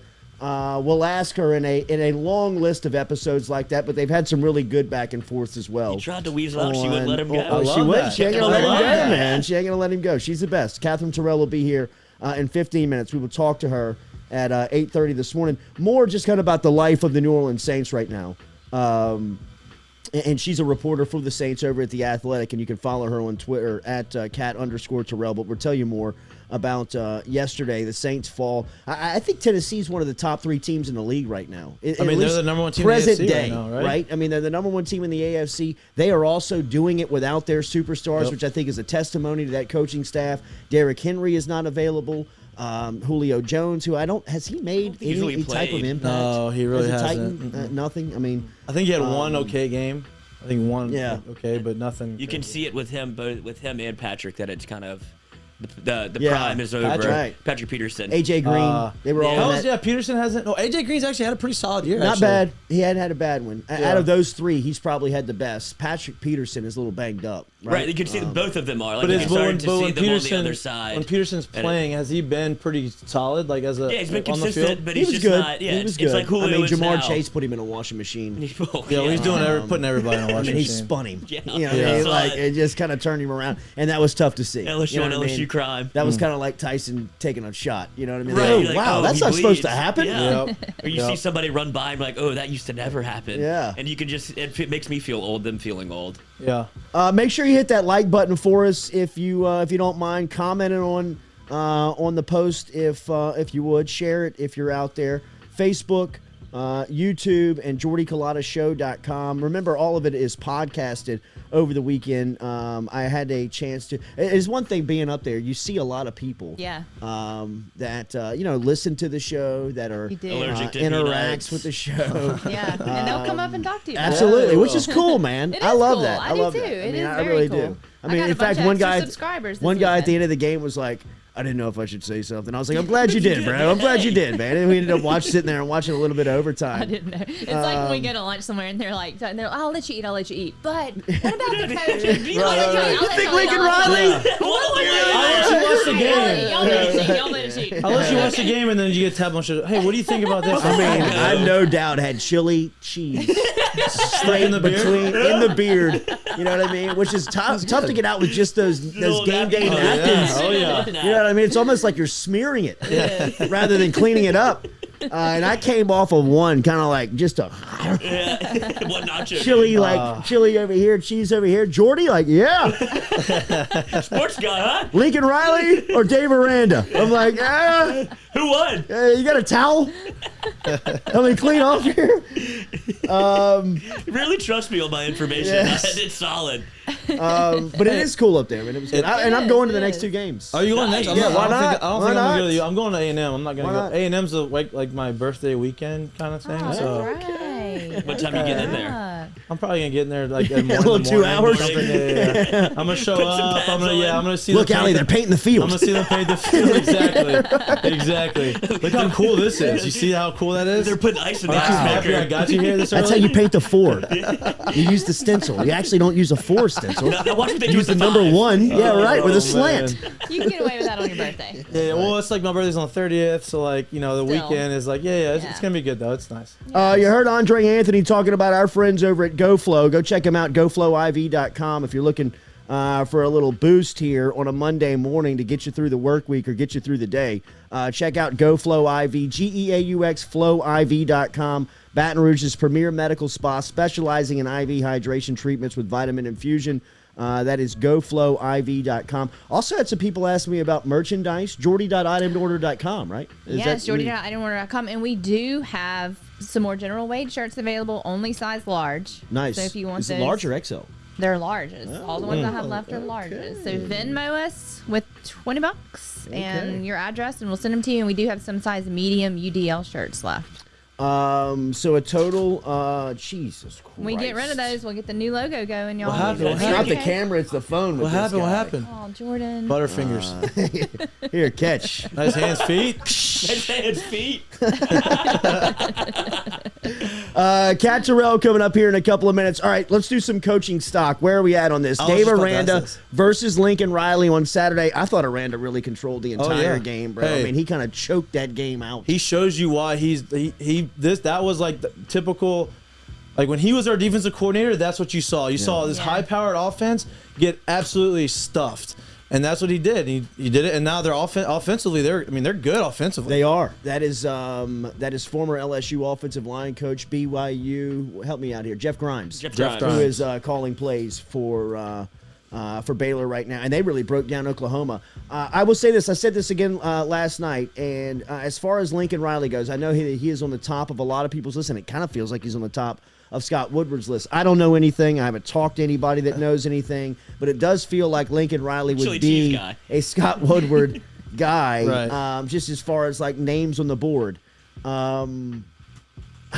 I don't like the way Lincoln Riley's teams play. I mean, I'm going to say it. Okay. And his press conference on Saturday really turned me off. Me too. I thought it was stop bitching just about that. Yeah, right, dude. Just play. That's what you're going to Just complain play. about? I mean, like, are you going to sit here and bitch the entire time? How about just go field a defense and beat Baylor? Here's my question. How long has Lincoln Riley been at? But if Lincoln Riley gets the job, we love him. Right. Absolutely. This is my question. This is my Then question. this gets deleted. Yes. And Right. this is me just trying to like poke holes. How long has Lincoln Riley been the head coach? Do you know? How long he's been at Oklahoma? 6, 7. Okay, 7 years. Is it How 7? many? I don't know. Let's just say 7. All right. How many quarterbacks has he had that he recruited and developed from the freshman on? You're talking about they all transfer in. They all transfer in. Caleb Williams would be, I guess, maybe the first one. Right. That's my point. Like, he's great. Offensively, they're great. And he gets all these guys to come over there, but like he hasn't gotten a guy there from a freshman who goes freshman, sophomore, and like Spencer Rattler was that guy, and now hasn't really done anything. So these guys, I'm not saying taking anything away from him. I'm just saying like he's good and he has great offense. He has a great track record, but why hasn't he been able to get that guy and develop him for the 3 years and turn him into that 4th overall pick instead of getting Hurts and Baker and Kyler and all these guys to transfer and be the number 1 overall pick? That's just my look. I think that's me putting a tinfoil hat on like Lloyd. But I would think it's a lot of what they see in his offense. A good players sprint there. Yeah. No doubt. Yeah, But he hasn't had he's obviously recruited quarterbacks, but if Kyler Murray wants to jump to the front of the line, who am I to say no? I'm with doubt you. about it. But No doubt you just, about it. I'm just. Yeah, It's if just putting other if sides. you want to, His find some offense- cons in his game. You can't deny his offensive Right. mind. Right. You cannot deny that. His teams play really good offensive football. They have never played any defense. No. Not good defense. They've never played any defense under his power. That was always written off as kind of a Big 12 thing. the more that you pay attention to Lincoln Riley and look at the things around his program, I mean, he should have a defense by now if you want to be a championship coach. He's been there since 2017, and the book has been out on him. He's a great offensive mind. He's going to have a quarterback that's going to be very viable. There's probably going to be a Heisman contender. He's going to put up silly game-type numbers, video game-type numbers offensively. And he still doesn't have a defense? Like, you still don't have anything in that league that can stop Baylor? Hey, and Baylor, Aranda is showing you right now. People say, oh, well, the offenses are so good in that Big 12 that it's hard to have a defense because of the high-powered, fast-paced offense. Well, Dave Aranda is just debunking that. Like, no. Look at our defense. Your offense is a top offense in the country. Look what we did to you. With a quarterback that Caleb Williams is supposed to be the guy. Look what we did to you. He made him take him out the game. Yeah, right. Aranda benched him. Is the pendulum swinging back the other way? Is it defense again? Like when you look at the great you knew it was teams? going to happen. Yeah, I mean, we asked this early on in the process. I believe we asked it to a couple of people. If they were hiring, would you go defensive or offensive minded? And I think the easy choice feels like offense just because everybody's doing it. But I think choice. Right, like it if you look at what kind of Dave Aranda did to one of the sexy offensive names, that plays a lot better. That plays, it feels like the defensive guy can spend the money to get the offensive guy. Yep. I'm looking at the offensive guys like Lane Kiffin and Jimbo Fisher even and Lincoln Riley, and they can't find the defensive guys. So if you've got the defensive guy taken care of, if you've got the defensive mindset instilled as the backbone of the program, you can pay for offense. Go find you a Jake Peets. You know what I mean? You can pay for Kendall Briles. Right. You can outbid Arkansas. If you really want offensive football, you can go get Hugh Freeze and make him your offensive coordinator. I guarantee you he would listen. If that gave him an avenue quicker back into the SEC as an offensive coordinator to get back as a head coach, I promise you he would listen and leave Liberty to do that.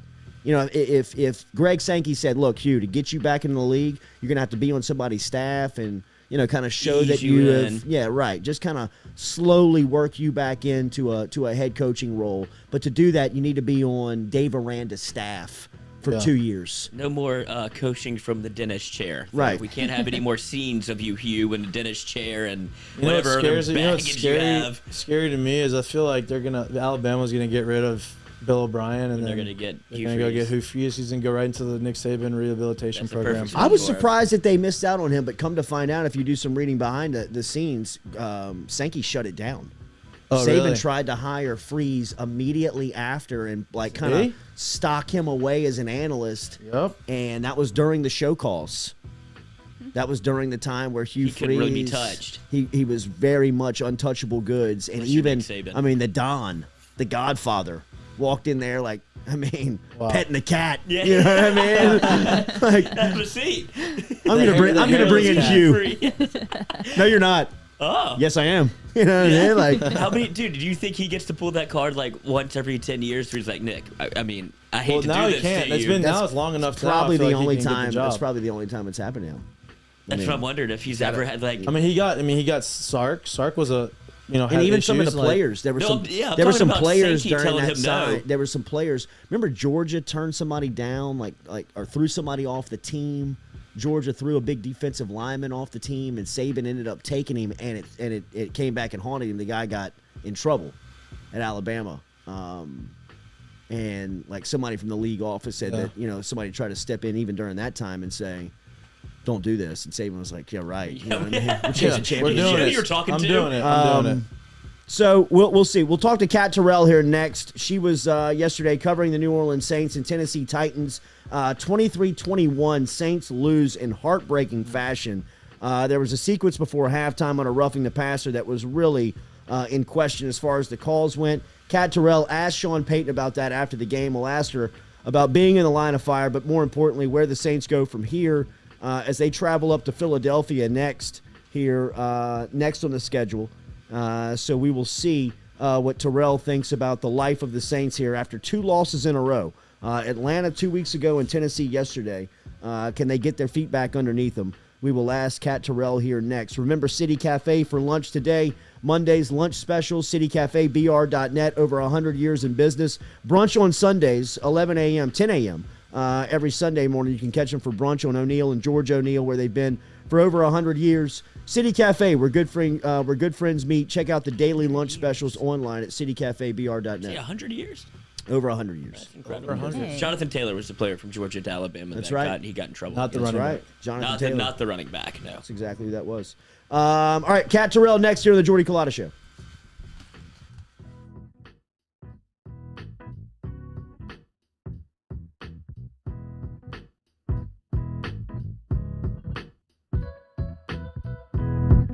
Papa Earl's, the fine spice, originating right down here in South Louisiana by our guy Mark Pop Norman. Developed it back in 2018 and won Amazon's Newcomer of the Year in 2019.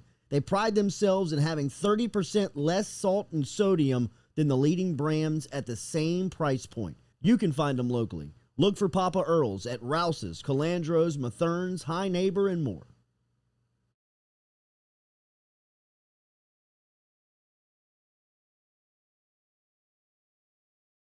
True Blue Water, true hydration at its finest. Right now, you're only a few minutes away from getting your 5-gallon water delivered to you, just like we are over here at the UDL. All you got to do is log on to truebluewater.com. That's TRU, bluewater.com. The website's fantastic over at truebluewater.com. You can get your service and find out how quick it is. You can schedule a delivery, even hop on the billing system right there at truebluewater.com. TRU, bluewater.com.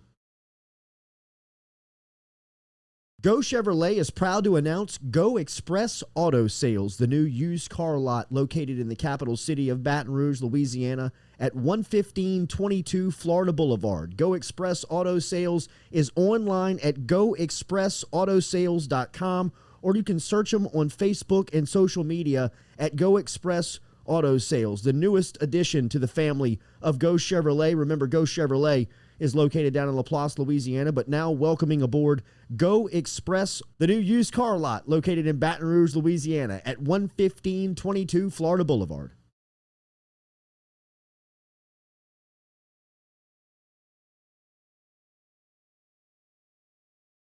Gearing up for spring and summer down here in South Louisiana, and you want to keep your lawn maintained during these sunny seasons, get in touch with our friend Blake Abear over at Abear's Lawn Maintenance, where he says, you grow it, I mow it. 225-485-8022. 225-485-8022 is where you can find Abear's Lawn and Maintenance, the official lawn and maintenance company of the undisclosed location.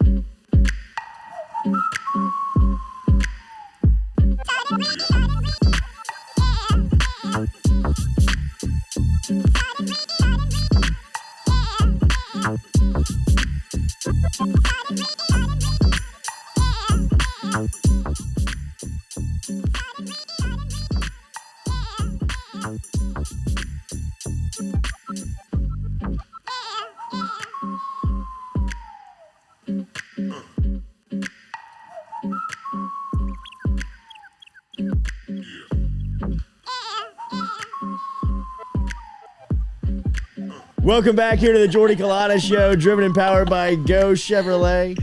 Shout out to Andre Anthony for stopping by. We appreciate him being here. Remember, like, share the post. Great jaw run. Lloyd's face. He just like staring at you. You just let him go, too. Yeah. I just let him get all out there. You son of a bitch. He knows better than I'm not going to keep these things on. No dislikes on today's show. Come on, people. There are 3 dislikes. What are you talking about? Really? They're right there. Refresh. Yes. He's so sad about it.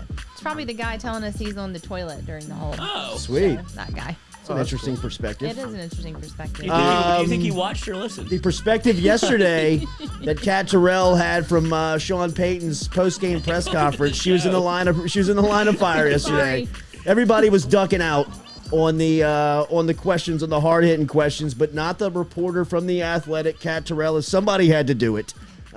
She is on Twitter at @Kat_Terrell. We will ask her about that moment, but then yesterday covering that game versus the Tennessee Titans, and this week Saints go up to Philadelphia.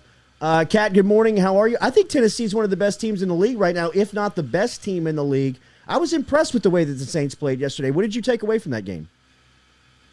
Yeah, I feel the same way. I think that the Saints should be encouraged in a lot of ways by the fact that they were able to hang around a team that now has won 6 straight and a team I consider to be one of the best in the league at their home stadium.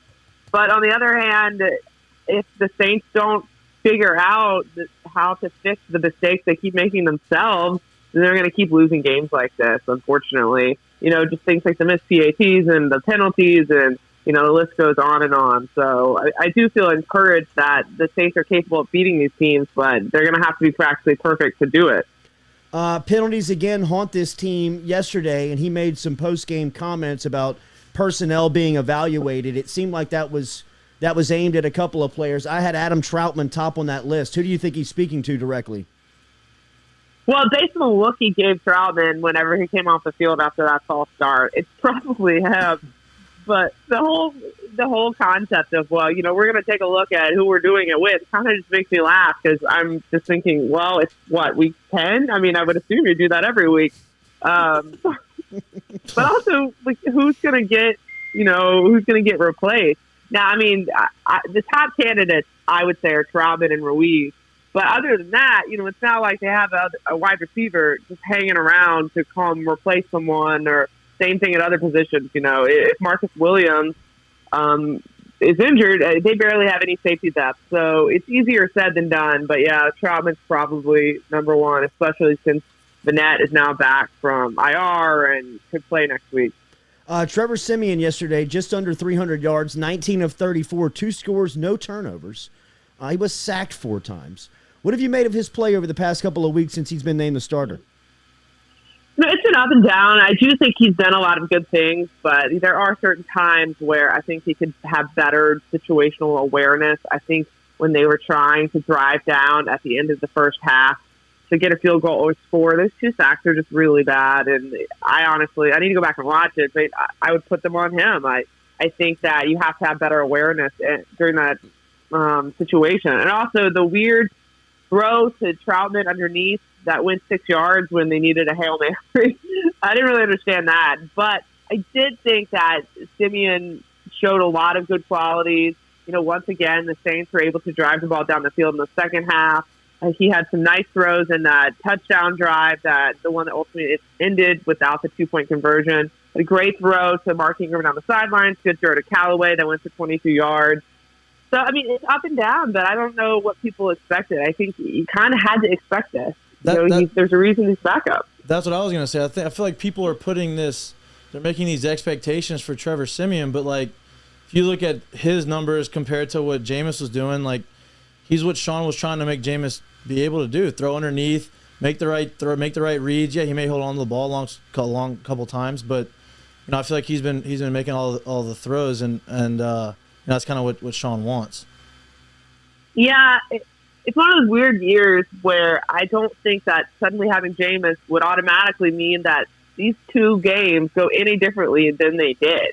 I mean, maybe a few plays here and there changes things, but it's not like we're going from Breeze to the second backup, So it's just one of those years. I mean, even before Jameis went down, the passing offense was ranked 31st. Only the Bears' horrific offense saved them from being last in the league. It's how it goes this year. They don't have wide receivers. But, I do think that Siemian is probably doing, like you said, probably what Sean wants within the confines of this offense. I just don't know. I mean, I guess there are some calls to switch to Taysom, but looking at how Taysom played last year, again, I don't know if that changes anything. I do know he's come in a few times and given the offense a spark, but it's a lot different when you're the starting quarterback and you're playing every snap. On Alvin Kamara, I know he was out last week with an injury. Is he what's his status for the next coming weeks? Yeah, that's hard to say. He didn't practice at all last week, so I haven't even seen him around. If he can get into practice in any capacity this week, even limited, then I think he has a shot to play. But I think we'll really know more on Wednesday. But yeah, I mean, that's the guy they need back. That's the most important part of their offense. Right. They really missed him yesterday. Kat, why the struggles for Sean Payton in the offense in the 2-point game, in your opinion? I don't know. I was really surprised. Getting the answers when she asked. Yeah, sorry. I was really surprised that they haven't been able to do it the last 8 tries, because I know before the false start penalty, they felt really good about their chances to get in the end zone. So I have no idea. Can you take us into that seat? I mean, I think anybody who's been in media has always been has been open to that line that you were in yesterday. Now, you and Sean Payton seem to have a really good relationship, and there are moments where you seem to prod him where it doesn't look like the best of opportune times. Yesterday was one of those. Can you take us into the seat and what those moments are like? Yeah, I mean, look, Sean and I are fine. Like, it's so sometimes, and this hasn't happened for a long time, but you always brace yourself for it. Sometimes Peyton comes into a post-game press conference. You can immediately tell he is in a horrible mood, yes. And whoever is asking those questions is going to get yelled at. I mean, you could tell from the second he walked up. First of all, usually you have to wait a little bit after the game. He was on that podium like a minute after I got down there. So that tells me he didn't want to talk to the media. He wanted to get down there and talk before we all got down there. So, I'm just asking these questions. I asked about the roughing the passer penalty, and he can answer it if he wants, but if he answers it truthfully, he's going to get a big fine. So you can tell, he wants to tell you that, but he can't. Yeah, he wants to tell. He wants to say how bad he thought that call was, but he can't really say it, so he's annoyed. And then I wanted to ask him, okay, so did you think it was because Caden Ellis hit him late? Because initially, for those watching the game, they had this terrible roughing the passer penalty on Caden Ellis against Ryan Tannehill that took an interception away. In real time, I thought maybe it was a late hit. When I watched the replay, I don't even know what they were thinking. They said he hit him in the head. Yeah. So I tried to ask him that, and then he said, "Do you want my opinion on it?" He interrupted me, and I stopped, and I was like, "Well, yes, if you're offering your opinion, I do want it." And then he said, "No, I'm not going to give you my opinion." Well, too bad. They didn't move it. Yeah. Well, no. And then the second one was just a dumb. If there's any silence and he's in a bad mood, he'll leave immediately. So it was silence, and I was like, someone's got to ask a question. Yeah. And so I asked a question, and he did not like it. And so you saw the exchange that happened next. Well, the gripping of the podium is usually the telltale sign of body language that he's pissed. He had both sides gripped of the microphone, and then when you ask the question, he goes to the universal pissed off body language of shoving his hands into his pockets. And kind of shrugging his shoulders. I didn't even notice it. It was like, oh my God. The body language analysis. Yes. At Kat _ Terrell is where you can find her. She covers the New Orleans Saints for The Athletic. You mentioned the wide receiver play, and they've obviously missed Mike Thomas tremendously. Were you surprised at the Odell news that came out last week of him naming the Saints as a finalist and then choosing L.A.? No, not really. I didn't know what the Saints had to offer him. The Saints had no money. Now, you can try to make that work, but you're probably only going to get a minimum offer from them just based on their cap space. So then the Saints have to sell him on something else. And when you don't have the Drew Brees carrot to dangle in front of a guy like that, it's very hard. And also, just based on him picking LA, clearly he picked it because they're a good team, first of all, and he wanted to be in LA. It's hard for other teams to compete with that. Also, I talked to a lot of people around the league, and nobody knows what Odell Beckham is thinking. Nobody. So, with the Rams coming out of left field was a surprise because I hadn't heard about it. But, him going there, not really surprising to me. I mean, he's a wild card. You never know what he's going to do. So we'll see how that plays out in LA. Seems like it makes a lot of sense. He loves LA. He likes the attention. That's a good spot for him to be. I mean, it is. Yeah, it makes sense to me. OBJ. He has a house there. Yeah, OBJ and LBJ. LeBron was tweeting him this is exactly what he wants. Very Hollywood. Yeah, they all freed him. At Kat _ Terrell is where you can follow her on Twitter. She covers the New Orleans Saints, obviously, for The Athletic. And as she was there yesterday. What do you think the ceiling for this team is as you cover this team? Where do you think they ultimately can get to? I've said they're going to be around like a 10-win, maybe 11-win team since July, and I still feel that way. But now it's kind of, you're kind of walking a tightrope because they have a hard schedule coming up. It doesn't get any easier. They still have to play the Bills. They have to play the Cowboys. They have to play the Bucs again. You do get the Dolphins and the Saints. So the Dolphins and Saints. You get the Dolphins and the Jets. So, there's probably 2 wins right there. Well, I don't know. They keep beating the teams they're not supposed to beat and losing to the teams they're not supposed to lose to. So they confuse everybody. They are that type of team, which is why I could totally see them pulling one of the old Saints moves and having this amazing game against the Cowboys in a few weeks. You never know with this team, which is I picked the Titans to win because there was just so much going against the Saints. But I told people, I said, but it's a game I feel like they're perfectly capable of winning, and they could pull it out in Nashville. You just don't know with them. They're kind of like a roller coaster, a yo-yo team, as Sean Payton likes to say. So, really anything goes this last half of the season. Thank you very much, Kat. Thanks for the time this morning, and we'll be touching base soon. Yep, anytime. All right, there she is, Kat Terrell, checking in this morning from The Athletic. You can find her on Twitter at @Kat_Terrell. She covers New Orleans for the Athletic. As that conversation was brought to you by Relief Med. Remember, online at RELEAF.med.com. That is the home to get your medical marijuana, which has been legalized here in the state of Louisiana. And we've got ourselves a promo code here for the show. That you can use here. That's right. Just got it over the weekend. The promo code is Jordy01. JORDY01 is the promo code for $20 off over at reliefmed.com. That is reliefmed.com. Yeah, 01? Jordy01. Man, they could have got more creative. They could have got more creative with that. Because we're going to fall down this rabbit hole with people that smoke weed and be like, is it 01? Is it 1? And we're going to go 02. Well, now you're confusing everybody. So it's 01. Jordy 01. Jordy 01. Don't listen to Lloyd. Over at reliefmed.com, RELEAF med.com. Get over there and complete your confidential online registration. Talk to a certified board doctor via the phone or video. Get approved for your recommendations, sent to the pharmacy closest to you. Once you arrive at that pharmacy, you consult with a Louisiana board certified pharmacist and get your products that you need. Easy as that. Reliefmed.com, RELEAF med.com. Click on that Get Relief Now link and use the promo code Jordy01 to save $20. Not the letter, the number. Over at reliefmed.com. I wish we would have watched your zero. Console. 01. Yeah, how'd the console? You filmed my console. I did, but out of the car. I didn't hear too many it. boxes. He was asking a lot of questions. We're going to have to get you in. I don't know, man. You sound like you got some real big issues. Chronic This pain. may be bigger than marijuana. Trust me, it's not. Yeah.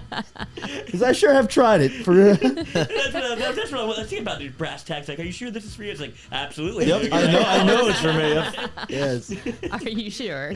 Been a satisfied customer since 01. Jordy 01. Relief Med, RELEAF med.com. We'll get out of here on LSU baseball. Did you hear anything about it? It looks like this was some pretty good stuff yesterday, they had two I guess it was 2 games. It was 16 innings total, but 2 8-inning games. They swing the shit out of it, man. 8-6 in the first win, 9-8 in the second win over UL Lafayette. Seemed to be like they were going back and forth. Jordan Thompson in game 1 had a ribby. Tyler McManus, who seems like he's a power-hitting catcher, had a home run. You mentioned the grand slam. Safford played pretty good in game 1.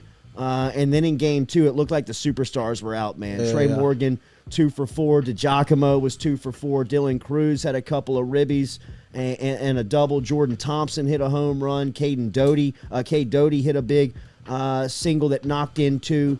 Cade Beloso had an RBI, so it's good to see a lot of the usual suspects. Still no Barry. And here's making plays. No Barry. Is he a little banged up? Maybe I don't know what's wrong. But the thing about it is, especially in fall ball, pitching is usually ahead of the hitters. Yeah. Right. And by the way, new face Eric Reiselman, Oh, hit yeah. 98. Yeah, we yesterday, got some cheese coming in, boys.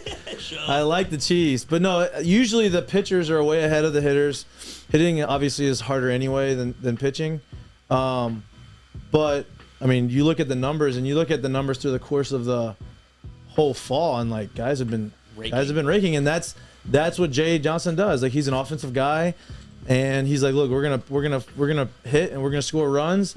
Pitchers, you go out there and compete and throw a bunch of strikes, and we'll score runs for you. And so it looks like that's what they're doing. Yeah, it was good to see that, man. It looked like an excellent couple of games. Yeah, yesterday. Purple and Gold World Series I think is coming up either this week or next week. I think it's Friday, Saturday, Sunday. Yeah, I think I'm gonna try to go and sneak over there and see a game. Get an AB? No, not ready for that yet. I did see you're still on the elevator doors. I'm on the elevator doors for the still South there. Stadium, Yep. for the South Stadium you club told us level. that last week. Yep. And I was looking Still out in for the it. Detroit. He got there so early. Yeah, it looks like show he's in a up. sprint. So That's right. I just sit next to it and shake people's Just hands. hang when they back go right like here, that. Allie. Yeah. Hang back right here. Let the elevators close one more time. Let's make sure. Is that sophomore or junior year? Let it close one more time. Let me catch a glance at it. You see my hair? My hair's a little longer. Yeah, it is than the good hairstyle. side, Yeah, though. yeah. Looks like they Yeah. got you like in a full out, Oh, opened yeah. up sprint. Oh, bro. yeah, they had- it was good. You They- got it they- opened up. I don't know they if you're flattered me a stealing a little bit. bag or you're trying to running round in third. there, He's you coming in. It can be whatever you Let want him it to shut be. one more time. Let me tell the story. Let me see. Where are we? I think that was the Cal State Fullerton weekend where Yeah. I robbed a guy, went 2 for 4. But what who's was that? counting? Yeah, I don't know. I forget. There's so many games. I forget. You know? Right. Allie, how did you Have a great Monday out there. We appreciate your likes, your shares, your dislikes. Katie, I'm still looking here. Look at this. There are 4 dislikes on this screen. Does yours not work? Somebody's shielding you. Does yours have it too? No, I'm on the back end of this Okay, thing, dude. yeah, I'm in 4 the people guts are of disliking YouTube, it. so I don't The see any of that guts. stuff. Unreal. You're Have the a one great that day. tells people to do I it. know, man. For God's sakes. Was this the new thing? Is this what YouTube was That's talking what I thought. about with the canceling? That's what I The thought. canceling. Yeah, they're of going to the- remove that, They're right? going to say so you can't see it. Can't Yeah. see it. You People can't can see still how many just. people hate Well, us. but why? What does that do? Like, isn't a dislike kind of like a constructive criticism type of thing? People don't can't like handle it. that It's anymore, like Mikey. Instagram. You can change your Instagram. People have been doing that now, so it only says like so and so and others. have They just liked want this you to tell them post. how great they are, Mike. Yeah, they don't want you to see people disliking. They it. want to. They're trying to take peanuts out of your hands at this point. You know, the world is changing, Mikey. You On a whole can't see different- how many people hate On a you. whole different. Did y'all see Elon Musk's tweet about Bernie Sanders. Bernie Sanders? Yeah, I did see that. I keep forgetting that you're alive. I keep forgetting you're alive. Like this guy comes at you. I was like, man, At you. just when I think I don't like this guy. Exactly. God, I like At you. you. I like don't know you, what made me Eli. think about that, but man, He's a nut. he just comes He at is, you. bro. He said something else to Bird. He's like, "You want me to sell some more stock?" And he's like, "Will that help?" And Yeah. everybody's like, "Jesus, Eli." Yeah, he came at him hot. I don't know what made me think about that, but it made me think about it. Jordy The dislike- the 01, dislikes, maybe, Elon. I don't know. Jordy 01 is the code. ReliefMed.com, buddy. He needs to calm down. LSU basketball is 2-0. We got to talk about it. The Godfather, Randy Lanois, hit us with a couple of them inside of the show, and he's right. In case y'all forgot, LSU basketball is 2-0. A very impressive 2-0. On Friday night, we were at the Dominant. Texas State game. First half was kind of Xavier Pinson, Efton Reed couldn't get into a flow. plodding. It couldn't get moving. Tari Eason stepped up and was the player of the game on Friday night, which goes into what we've been talking about all offseason is the new faces and the depth that this team has, man, is really fun to watch. And in the second half, they got out, they were running, they were playing defense. 5 shot clock violations on Friday night versus Texas State. I don't care who the opponent is, at what level you're playing at. If you can get that production from the defensive end of a basketball team, you have made improvements. And they had you have some made ULM strides. too. They have. They did. But tonight is going to be a different test. Liberty is going to be in town. It'll be a 6 o'clock tip-off, which What's I their love. situation? Are they any good? They're good. They're in the tournament every year. They're just 1-0, so it's early on in the season. But here is a game that is going to be calculated and is going to be in the tournament seeding for LSU once March hits. This is going to be a game that the selection committee looks back on and really puts a lot of weight onto how LSU performed. Will Wade is a wizard at this. Yes. I mean, this is kind of his... Especially with the SEC being so strong now, he doesn't have to go outside far outside anymore. Just get some quality wins that are teams that are probably going to be in the tourney, and that goes a long way. He knows the formula to get to the postseason. He knows what the tournament selection committee is looking for. He knows what quality wins and tier wins look like, and Liberty is a game that is going to hold a lot of weight late in the season for LSU as Coach Rich McKay and the Liberty Flames come over. They won 23 games a year ago. They won 2 over SEC schools and 6 wins over Power 5 schools in the last 5 seasons, including wins in the NCAA tournament back in 2019. This is a very well-run program. This is a very well-respected program. This is going to be a really good early season test for this deep LSU basketball team. They have been fun to watch play through the first 2 weeks, through the first 2 games, and I expect the same tonight. But this will be a very much their stiffest test up to this point. Through the 3 games that they have played, this will be the toughest test that they have run into, and hopefully, the things that jump out to me is that first and foremost they're playing defense. Right, so I was about to say, they're going to score. But now they're locking people down. They roll out of bed and are going to score you 85 points. Yeah. Will Wade's teams just do that. It doesn't matter who he rolls out there. They're offensively going to be gifted, and this team, early on in the season has shown that they are very skilled on that side of the court. But the difference on the defensive end has jumped out early on. They are playing team defense. Yep. They are, shot clock violations is team defense. That's guys rotating, that's guys communicating, that's guys being in the right spots, closing out, taking away shots, taking away passing lanes. That has been the biggest criticism of Will Wade. The depth helps because you have that fast pace of an offense, and you're going to put up points, and that's going to take away from some of your defense, because if you're playing 7 guys every game, and that's all you go with, of course they're going to get exhausted, because you would see in the past you would see spurts, right? Man, these guys lock it down for about 5-6 minutes, and then all of a sudden you can't hold it together for that long. Something's got to give at one point. Exactly, and so you just get exhausted no matter how in shape you are. So having the depth piece, I think, helps more so on the defensive side than anything, because they can keep bringing guys in and out and having some fresh legs. And I'll tell you an early name here in the season that has really jumped off outside of the starters and outside of the superstars has been Alex Fudge. Yes. Fudge is a guy who played 17 minutes the other night. He was 0 for 4 from the field, 4 of 6 from the line, but defensively he affected the game. He had 3 steals. He had 7 rebounds. He's athletic. He's super long. He's super athletic. And what he is he's aggressive. Yep. He plays with a mentality of he's always attacking.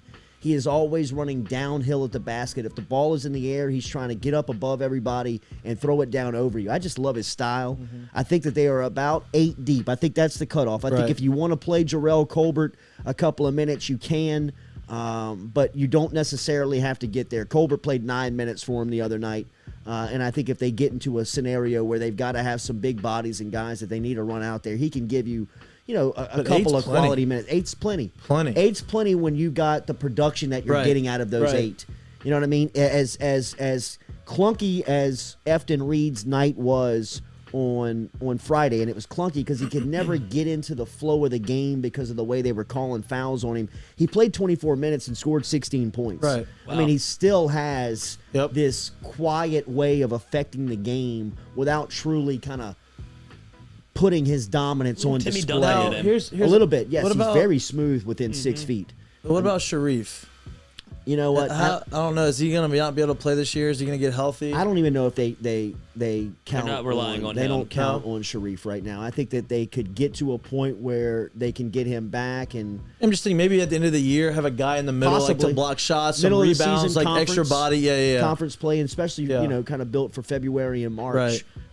You would hope he would be back because he gives you a really nice presence on the glass. For sure. And it's not like he's going to score a ton, but he's gonna alter shots. He's gonna get rebounds. He's gonna give you a little bit, like you said, a presence down low and the inside. He brings you something that not a lot of people can provide. Like Jarrell Colbert, I say you may not have to get to because you got a couple of players that can play that position. Yeah. That can play that spot. Colbert will be really good down the line, but I just don't know if you need him right now. Sharif brings you something different. Yep. Brings you something that he's an offensive glass cleaner. He can guard.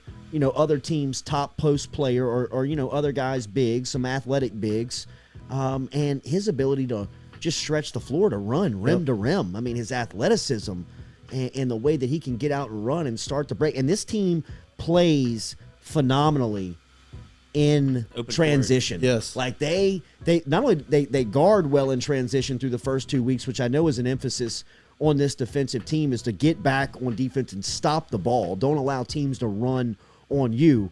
But they take every opportunity to run when they get the chance. And I think Efton and Alex Fudge and guys like that can alter shots. Tari Eason, who had a really good game. In fact, Eason was probably the MVP of Friday night, who picked up the most slack for, Pinson and Reed not having the big impact on the game. But guys like that around the rim that can alter shots and get outlet passes quick where the ball didn't even touch the floor and you're 8 or 9 feet away from the rim and you're throwing lobs. Yeah, right. I mean, you're playing above the rim. This LSU team's fun to watch. They tip off at 6 o'clock tonight, which I love. 6 o'clock. That's a great time. Great time, Mikey. Not 6. Love that 6 o'clock tip off. I was ready for the Get there at basketball 5. game. I think that's what the confusion So if you was. get her there about 3:30, you can watch Liberty do the walkthrough. Hey, you know what? Honestly, basketball warm-ups are my favorite. They are. Like the layup lines, like that's what I want to see. Like, give me the 360 dunk, especially now that you can dunk. Remember, in the past you couldn't dunk in warm-ups, and you had to like drop it in. Now they That's can an throw even that. bigger flex to the Now guys they that can can throw get that that high down. above the rim and then just kind of place Yep. it into the best. Oh, yeah. Speaking of getting above the rim, you see LeBron James Jr.? Yes. Yep, Oh my God, he did it again. it's unbelievable. freaky. It's unbelievable. Every year, it's like, man, he's I've jumping watched higher him and higher. grow up. Yeah. I remember when you've watched him see it land his first dunk like that he did like in game, and now he's living above the Which rim. is awesome because like usually guys like that come like Michael Jordan's sons obviously, weren't athletically as good as Michael Jordan, but like it looks like Bronny Jr. Got is the gonna seed. be He is. gonna be just as good. Maybe not just as good, but He's like got that. talent-wise. He's got that 18-year-old spring. Yep. Where it's That just like. oh my Oh God. my God. I mean, he's not going to college, huh? He's just gonna have to go play in like the. He's probably well, gonna he'll have to like go for a year. Well, or go play in the G League for that year, like everybody's now doing that that. Krzyzewski's retiring, I don't That's know what I where was he's. about to ask I don't you. know where he's going to go. He was LSU? going to go Duke, He was definitely going to go to Duke. and LeBron always said he was going to go to Ohio State, which that was just a lie. He was going to go to Duke, but I guess he wouldn't send Bronny James to Ohio State.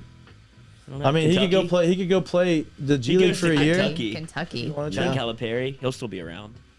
He could go straight You know, to the he league. could go to the G League for a year. Yeah. And get paid like the other guys have done.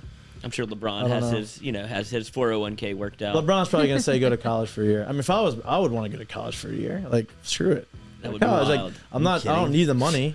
You know, like No. you don't need the money. You're I know, I fine. would too. Like, go to college, enjoy it for a Yeah. year. It would be a spectacle. Yeah. Yeah. And now you can get paid in college. Go do that. You'll get more. You get a ton. You'll get more money honestly playing college, and your contract would be in the G League. Whole team gets LeBron's The whole team gets LeBron new uniforms. God. for sure. Yeah, it could be the That's first. amazing. That could be his in on the Jordan route. LeBron will Yeah. be at his games if he can get there, and like Can y'all imagine? social media, like dude. In the this- PMAC? Hmm. What? News out of Auburn, Alabama. Bo Nix has a broken ankle. He is out for the remainder of the season, which names quarterback TJ Finley the starter for the South Carolina this weekend, and he'll also be the starter in the Iron Bowl. Is that all y'all are gonna say about Auburn? Really?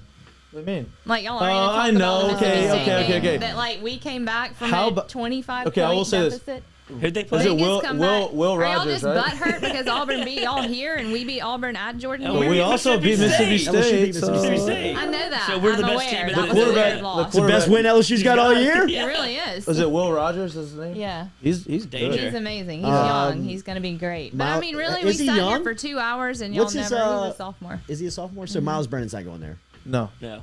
I was Not looking, I State. was looking It at was Stayed at it was a LSU, dude. pretty He's big going to deal. come be the I was- quarterback at LSU. I was looking at Mississippi State on Saturday and thinking, I wonder if Miles Brennan could think it could fit in there. I But keep Will thinking- Rogers I is a think- sophomore. I just think Ole He would Miss not makes fit the in most there. sense for him.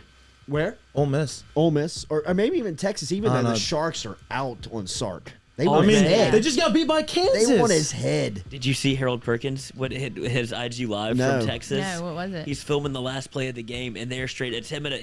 He's obviously a 5-star, and there's a 4-star defensive end I think with them, and they're watching in the Texas seats.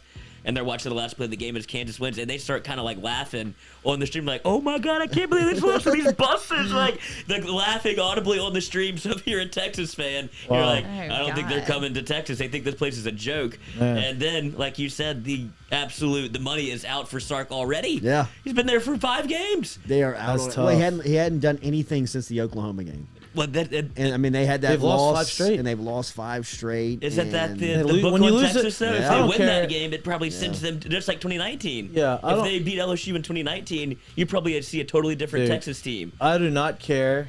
They could have been 7-2, 8-1, 8-0. I don't care what. Can't lose to Kansas. If you lose to Kansas, that I don't. At you home? should be on the hot At seat. home. They gave care. up 52 points to Kansas. Kansas stinks. Dude, there's a great thread also. This game was just all over the place because it was the upset. But there's one Kansas fan, like, sitting in the Texas seats, and it shows, like, they did a thread of his emotions throughout the game when they were up big. And he's, like, looking around. He's like, "Oh, my God, we're going to beat Texas."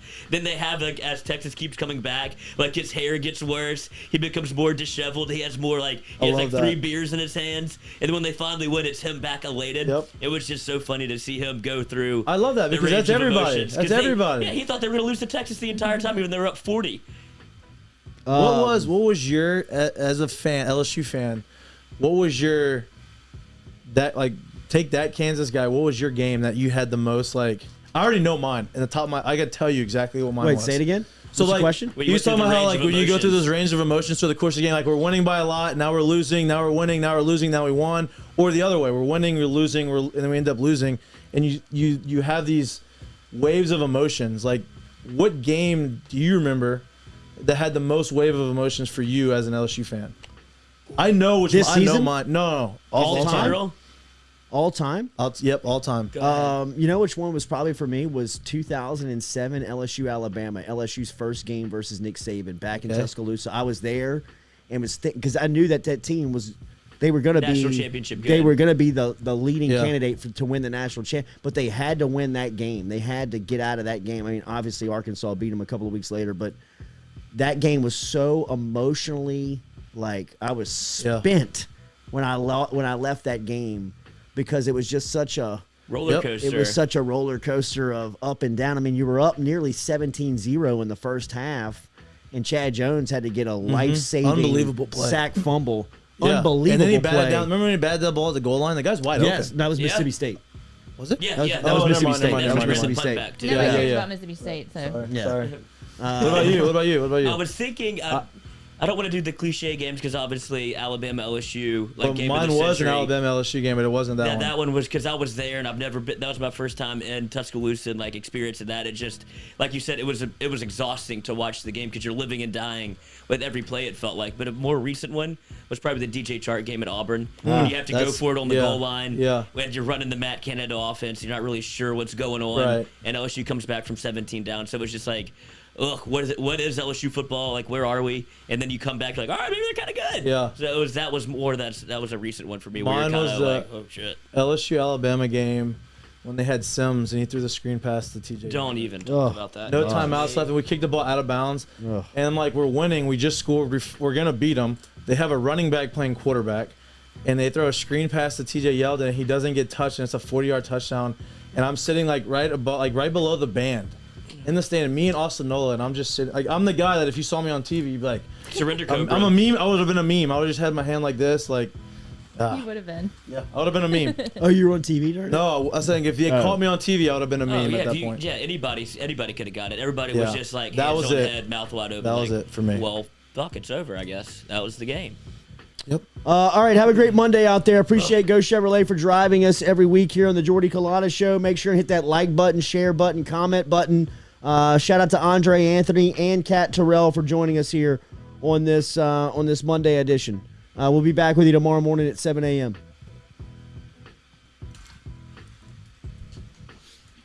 Have a good day. So, for real.